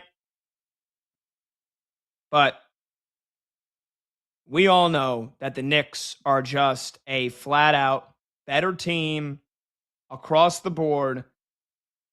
And you know what? I'm starting to think that my co-host, Brad, is right. I'm starting to think this might be a sweep. I said Knicks in 6, but I'm feeling a little cocky right now. I'm feeling a little confident. I'm feeling myself. The way that the Knicks have just, they took it to them. I mean, look, emotional letdown, that doesn't give you an excuse to basically not play a single ounce of defense. They just got pasted. The Sixers did in this game here tonight. I mean, we emptied the bench to start the fourth quarter. When you don't even have to play your starters at a second in the fourth quarter, you know it was a blowout. And so Joel Embiid can't flop his way to victory in this series. And I don't want to hear the excuses about, oh, well, the Sixers had to play Game 7 on Saturday night. Shove it. Embiid, 14 points on 3 for 11 shooting tonight. He was a minus 24 in the box score. Tyrese Maxey was a minus 28. He had 13 points on 3 of 9 shooting. You just got absolutely dominated, and that's what's going to happen for most of this series. So the Knicks are on their way to going up 1-0 in the second round of the NBA postseason. Elsewhere, in San Antonio, we got a good one going. Anthony Edwards is playing, came off the bench to start this game. The Spurs lead the T-Wolves 35-32 in Game 1. Midway through the second quarter, Anthony Edwards, 7 points, 3 rebounds, 2 assists. Meanwhile, Wemby, I mean, he's making history. He's got 6 freaking blocks already, and there's still 5.5 minutes to go in the second quarter. 6 blocks. Are you kidding me? But also, he's only got 2 points. 1 of 5 shooting. 2 points for Wemby, 6 blocks. Spurs lead the T-Wolves 35-32. Meanwhile, on the ice, it just went final. We've got an overtime game winner from Taylor Hall. And the Carolina Hurricanes take a 2-0 series lead over the Philadelphia Flyers. They were down 2-0 5 minutes into the ball game. 2-0 down 5 minutes into the game. Philly came out of the gate, engines revved, roared up, dominating, flying, no pun intended, all over the place. And Carolina, with a team that has all the postseason experience, the veterans that they are, weathered the storm. Again, no pun intended, although maybe I should be intending them because I'd be a pretty damn good lyricist. The Hurricanes weathered the storm. They got 1 goal back in the first. They tied the game with 9 minutes to go in the third. And with a minute left to go in the first overtime period, Taylor Hall on a little rebound. The puck bounces off Dan Vladar, pops up in the air. He goes out to reach it with his glove, and he just missed it. And Taylor Hall just scrapes it into the net. Oh, man, that is misery for Dan Vladar. It pops up, deflects off a player. It's on the ice. He goes to grab it, and it looks like somebody's skate just kind of redirects it out of his glove, out of his reach. And then Taylor Hall just pokes his stick in there and gets it across the line. And there's your game winner. Carolina wins it 3-2, and they now take a commanding 2-0 series lead against the Flyers. Man, this could have been a wide open series if Philly was able to hold on and win this game. And granted, if you want to use the time-old adage that a series doesn't start until the home team loses a playoff game, you can do that, but just realize that this was a pretty one-sided series going into it, and Philly had a golden opportunity there to win a game on the road and a game that they led 2-0 5 minutes in, and Carolina just chipped away. Frederick Anderson, after he gave up those first 2 goals, was basically unbeatable, and Philly dominated that overtime. I had it on the multi-view because the Knicks are up by nearly 40 now, and so they had like 14 shots in overtime. And I saw a graphic. It was the most shots they've had in a single overtime in the postseason in over 20 years in franchise history. And it felt like they had a power play. They had a couple of great opportunities to win this game, and they couldn't cash in. And then, some puck luck for Carolina, and Taylor Hall being in the right place at the right time wins it for them, and they go up 2-0. So now Philly's going to have to win both games at home. Otherwise, this series could be a quick one. So there you go. Taylor Hall, overtime game winner. Carolina wins game 2, coming back from 2-0 down. And then they're at the end of the first period in game 1 between the Ducks and the Golden Knights in Vegas, and that one is scoreless. I'll have to pop that game on now that the Hurricanes one is over. But Anaheim, just looking at the stats, it looks like Anaheim kind of dominated that first period.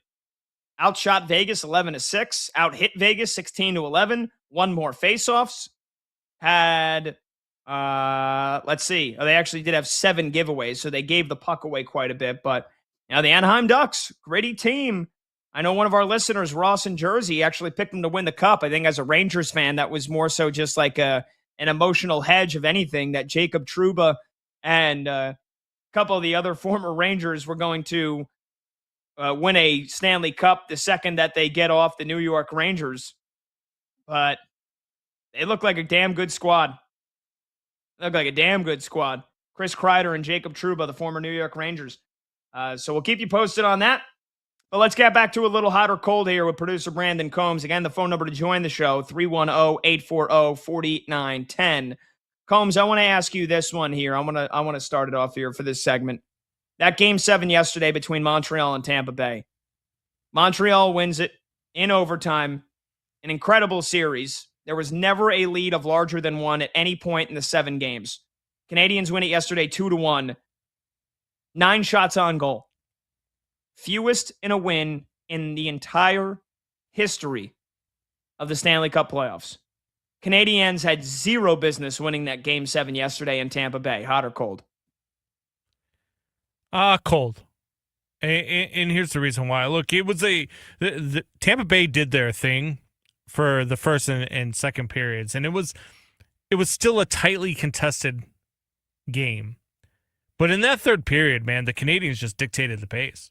I mean, they controlled the pace all the way through, including the game-winning goal. Like Tampa barely touched the puck in the third period. Now, the Canadians didn't put a lot of pucks on net, obviously, not even getting 10 shots on goal. But they did everything that they needed to do to win, and their goaltender was phenomenal. Absolutely phenomenal. And that's all it takes in the Stanley Cup playoffs. It takes a goaltender to get hot, a goalie to stand on his head, and that's what can carry a team to a victory. 9 shots on goal, and you win the game 2-1. What a series, man. What a freaking series to have 7 games all decided by 1 goal. To have 7 games where no team has a 2-goal or more lead at any point in the series is just unbelievable. Absolutely unbelievable. Just so much fun to watch. The rest of these Stanley Cup playoffs are going to be fun. I mean, Colorado and Minnesota in game 1. I was out of my seat in my basement, just standing up watching the game. It was incredible. It was absolutely incredible. So yeah, no, it's cold. Montreal deserved to win that series. I disagree. I mean, look, there's one thing about a goalie standing on his head. And we've seen that plenty of times. And he's part of the game. Right? The goaltender is part of the game. You could be dominating a game, but you got a hot goalie and he'll shut you down and that'll win you the game. We've seen that plenty of times. But Combs, they put up 9 shots. They had 9 shots on goal. And 2 of them went in. Yeah, I mean, they had no. If you take 3 shots and all 3 go in, and you win a game 3-2, you deserve to win. I was watching that game. I had it on from the second period on, and it felt like Tampa Bay should have scored 15 goals, and it felt like Montreal was never going to score a goal again after they scored the one in the first period. And again, to be fair, I didn't watch the first period, but.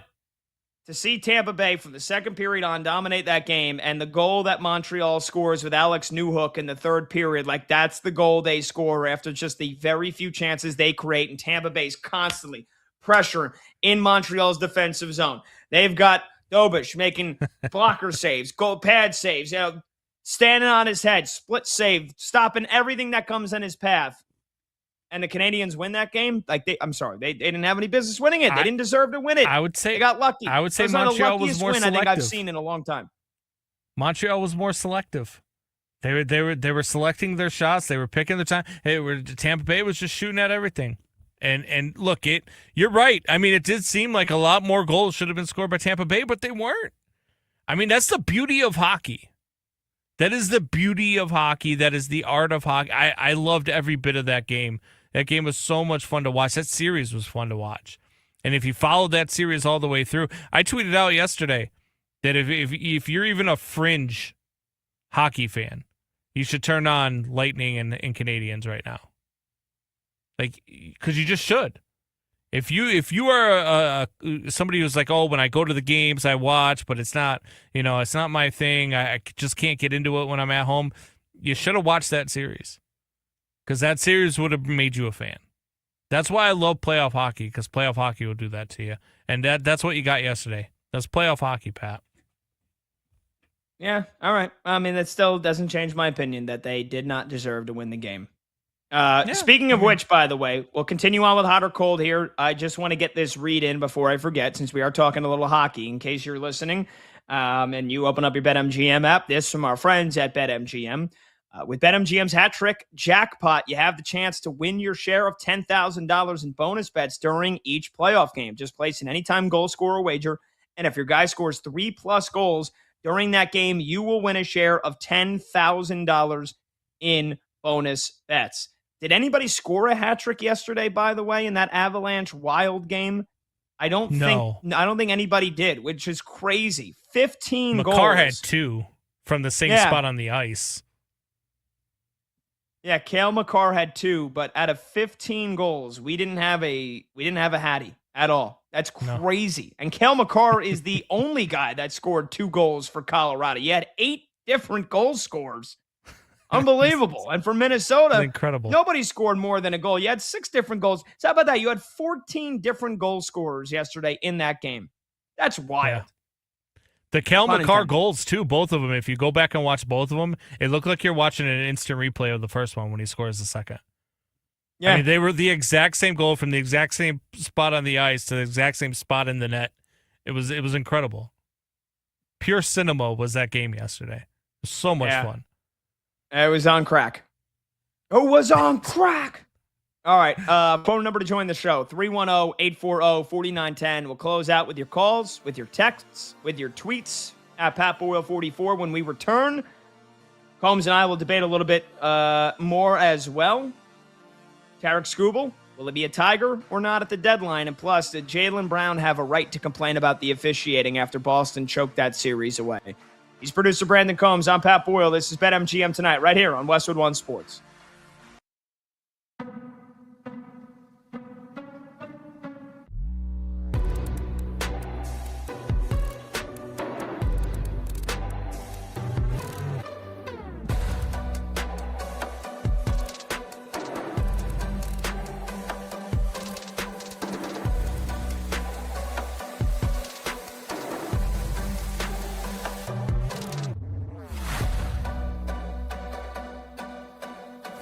I've been saying for a while that Deshaun Watson needs to be the Cleveland Browns starting quarterback in week 1, and I believe he will be the Cleveland Browns starting quarterback in week 1.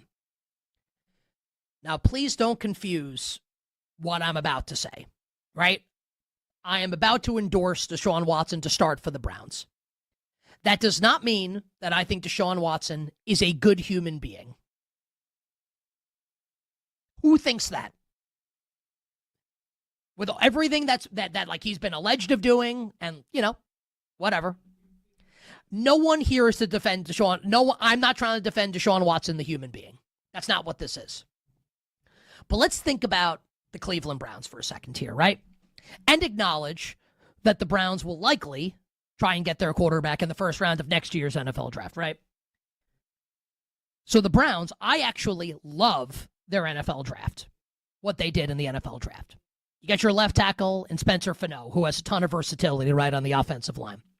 Double dip at receiver in 2 different types of receivers in KC Concepcion in round 1, Denzel Boston in round 2, and they get Emmanuel McNeil-Warren at safety at the end of the second round. Like, there were a lot of reputable mock drafts that had him going in the first round. I thought this was a slam dunk NFL draft by the Cleveland Browns. So now you have like 2 rookie receivers that you want to bring along, right? Along with a second-year tight end in Harold Fannin and a second-year running back in Quinton Judkins, who's working his way back from a gruesome leg injury, right? I know everyone loves Shedeur Sanders, and I don't mean this to like dismiss Shedeur. He's a 5th-round pick. Whether or not like you think, and you can be right, I can be wrong, but the NFL can be wrong, right? Whether or not you think he's a star, the NFL said over and over again he's not. Doesn't mean he can't be. I think it's unlikely. Dylan Gabriel projects as a long-term backup quarterback, which is obvious to anyone with eyes that pays attention. Deshaun Watson absolutely gives the team its best chance to win. Now there's a conversation to be had, like should the Browns be trying to win? And if they are trying to win or are not trying to win, they should start Dylan Gabriel. That'll give them the best chance of not winning. Todd Monken is 60 years old. First NFL head coaching job. You don't think he knows that if this season goes sideways, he could be David Culley? He could be a one and done. And the Browns next year hire a new coach, a younger coach to go along with their soon-to-be first-round quarterback. He knows that. He's going to start the guy that gives him the best chance to win. I believe that's Deshaun Watson. Deshaun Watson never fit in the Kevin Stefanski scheme. It was obviously a move that the owner made in giving him all that guaranteed money. It was never going to work. He didn't fit what Stefanski wants to do. He fits the Todd Monken offense. You want to evaluate Concepcion in Boston and Fannin? play the best quarterback. I think that quarterback's Deshaun Watson.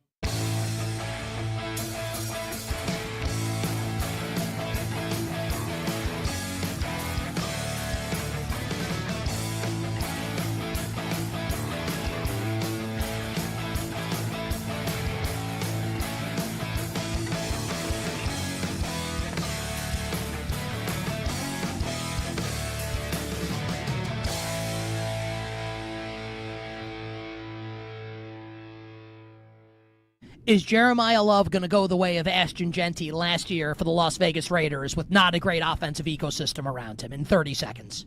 He could. He's a little more explosive than Genty in terms of getting from first to second level. So that means he'll create for himself with speed a little more than Genty did. But there's a good chance that he'll face the same issues that Genty did. Look, if you don't have somebody blocking in front of you, it's hard to create for yourself if there's no creases. So it could be the same issues for him in year one. Like you're saying with the Raiders, hopefully in year two you make offensive line a priority and try to clear the way, not just for your future quarterback, but also, your ace running back as well.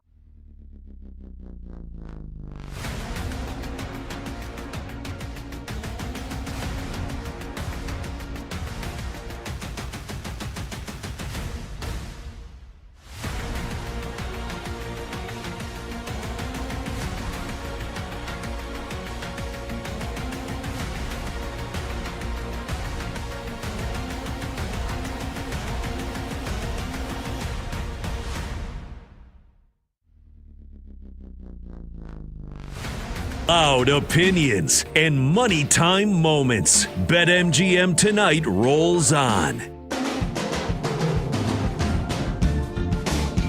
Welcome on back. BetMGM Tonight, Westwood One Sports. I'm Pat Boyle. The Knicks just made NBA history. First team ever to win 3 straight playoff games by 25 or more points. They obliterate the Philadelphia 76ers 137-98, a 39-point beatdown after they beat the Hawks by 51 in their last game, and they beat the Hawks the game before that by 29. I mean, this is quite the freaking run right now. Again, I'm going to hear them, and I don't want to hear the excuses. Oh, well, the Sixers had to play a Game 7 on Saturday night. It's the playoffs. Take it and shove it. Now, that is the reason why I thought the Knicks would cover and win big tonight, but, man, to win by 40. Oh, baby. I'm dreaming. I'm dreaming of the finals right now. I got to be honest. As a Knicks fan, I'm dreaming that this team is not only going to get to the NBA finals, but, screw this thought of, oh, well, once the Knicks get there, if they play the Thunder, they're going to get crushed. Or if the Spurs are the real deal and the Spurs get there, then the Knicks wouldn't be able to beat the Spurs. Well, they beat the Spurs in the NBA Cup final. I mean, that was the closest thing to the playoffs as a playoff game as you'll see in December or January. But also screw that. The way the Knicks offense has clicked right now, the way that Mikal Bridges has started to step up and play like the guy that you would trade 5 first freaking round picks for, the way that OG Anunoby's playing, the way that this team is fully healthy right now, knock on wood. They not only are the best team in the Eastern Conference. I know the Thunder are the defending champions. I know they're the reigning champs. The Knicks look like the best team in the NBA right now. I mean, they literally just made history. Nobody's ever won 3 straight playoff games by 25 points or more. Not the Thunder. Not the Dynasty Bulls of Michael Jordan. Not the Golden State Warriors that had a dynasty a decade ago. Not the Kobe Lakers. Not the Larry Bird Celtics. Nobody. Only the Knicks have won 3 straight playoff games by 25 points or more. Does that win you a title? Are they going to hang a banner for that if the Knicks don't win a title? Nope. But, I mean, this team stays healthy, man. They're as lethal of an offense as you'll find right now. And that was the reason why they fired Tom Thibodeau. Is the reason why they moved on from Tibbs. And I have a lot of respect as a Knicks fan, as a diehard Knicks fan for my entire life, 30-plus years. I got a lot of respect for what Tom Thibodeau did for the New York Knicks, taking them out of the dumpster, out of the mud, and making them a competitor again. But that ran its course. To tie this in with the news of the day today, kind of like, again, I don't think Jamal Mosley deserved to get fired. I'm not a Magic fan. I don't watch 82 games of the Orlando Magic every year. I watch close to 82 games of the New York Knicks. And just like there were so many people that were shocked and appalled last year, how could the Knicks fire Tom Thibodeau? How could they fire Tibbs? Well, the job ain't done. The job ain't close to done. The job ain't even halfway done.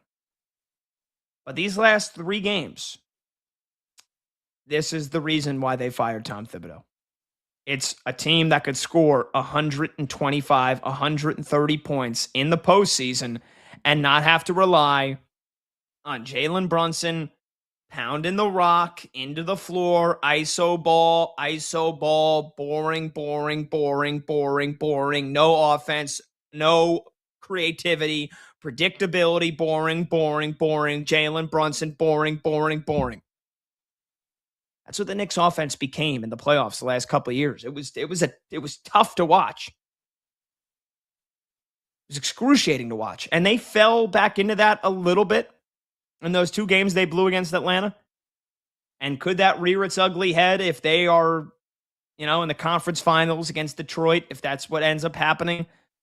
And it's Knicks Pistons, the Pistons who blew the Knicks out basically every time they played each other in the regular season. And you got, 98-96 game with a minute left to go. Could the Knicks revert back to their old ways?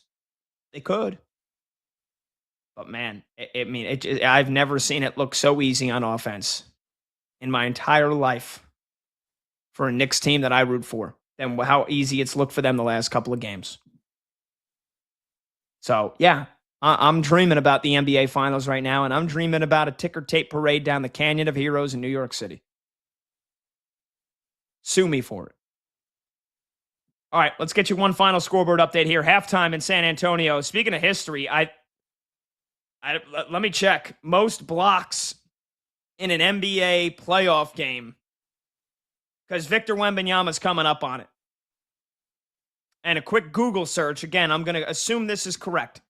The record for the most blocks in a single NBA playoff game is 10, shared by Mark Eaton, Hakeem Olajuwon, and Andrew Bynum. 10. Victor Wembanyama at halftime. Halftime of game 1 between the Spurs and the T-Wolves. He's got 8 blocks. He's going to have a triple-double with blocks. He's got 6 points, 7 rebounds, and 8 blocks. Although I just, before my very eyes, they might have stat corrected one away. It just went back down to 7. So I've never seen that happen before. He's either got 7 or 8 blocks at halftime. Wemby putting on a show-stopping performance. And yet the T-Wolves have it tied. Anthony Edwards coming off the bench. Remarkable turnaround to play this game. 7 points.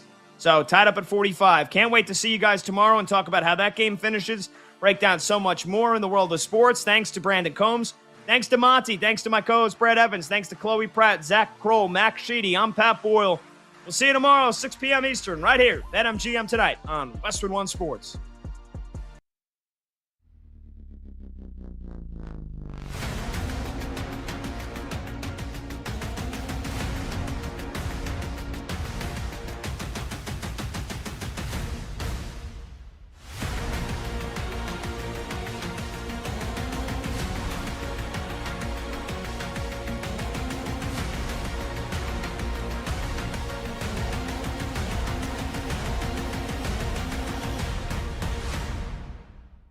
But this idea that, like, Joe Mazzulla should be fired for what happened in this series, and this idea that this Celtics season is anything other than a roaring success is insane to me.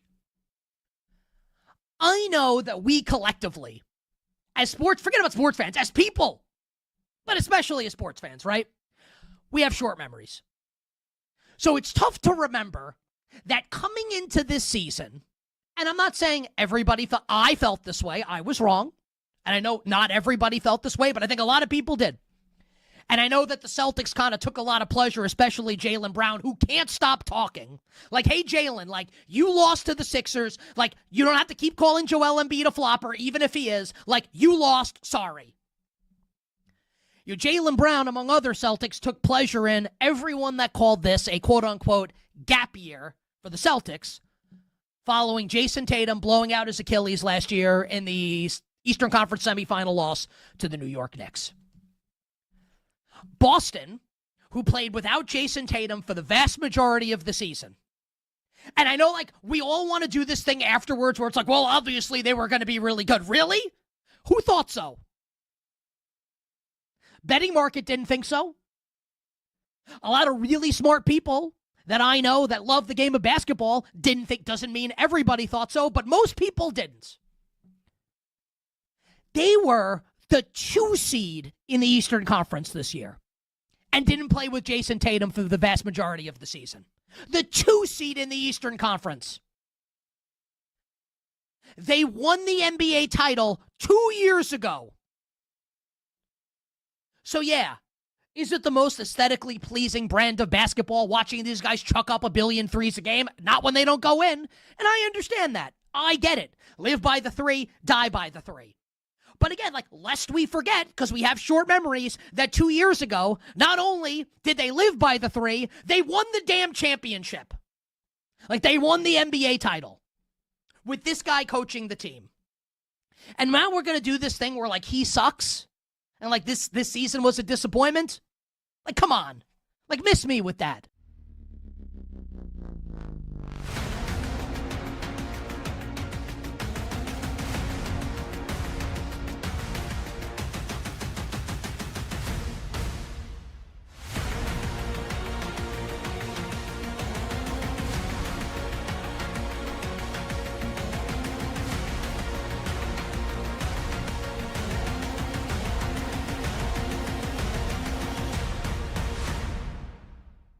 Who did this? You did. This is your doing. They're surprised that Aaron Rodgers is... Aaron Rodgers doesn't care. And this isn't even like, should he or should he? I don't care about that. How do you not expect this? Also, like, what is he, like the 25th best quarterback in the NFL now? He winning you a Super Bowl? Never. It's never happening. Aaron Rodgers and Mike McCarthy. Like that, the eggs are in, the Steelers' eggs are in the Mike McCarthy, Aaron Rodgers basket. Those eggs went rotten almost a decade ago in Green Bay. And now that's the basket for the Pittsburgh Steelers. Like, what a surprise that all of this is happening. Now, look, my guess is that Rodgers will eventually sign with the Steelers. It would be, I mean, we're talking next level if he doesn't. I think he will. I don't think they're going to be very good, but I think he will. If he doesn't, you know what? Let's save that. Let's save those opinions for when if he retires and doesn't come back for the Steelers. I'll just repeat what I told everybody after night 1 of the draft, and maybe Ahanichor turns out to be a great offensive lineman, and maybe getting passed by the Eagles for Mekhi Lemon turns out to be a good thing. Who knows? I think the Pittsburgh Steelers are turning the clock back to the 80s. Not the 70s, when they won 4 chips. Not the 90s, when Bill Cowher led them to a ton of success after Chuck Noll stepped down.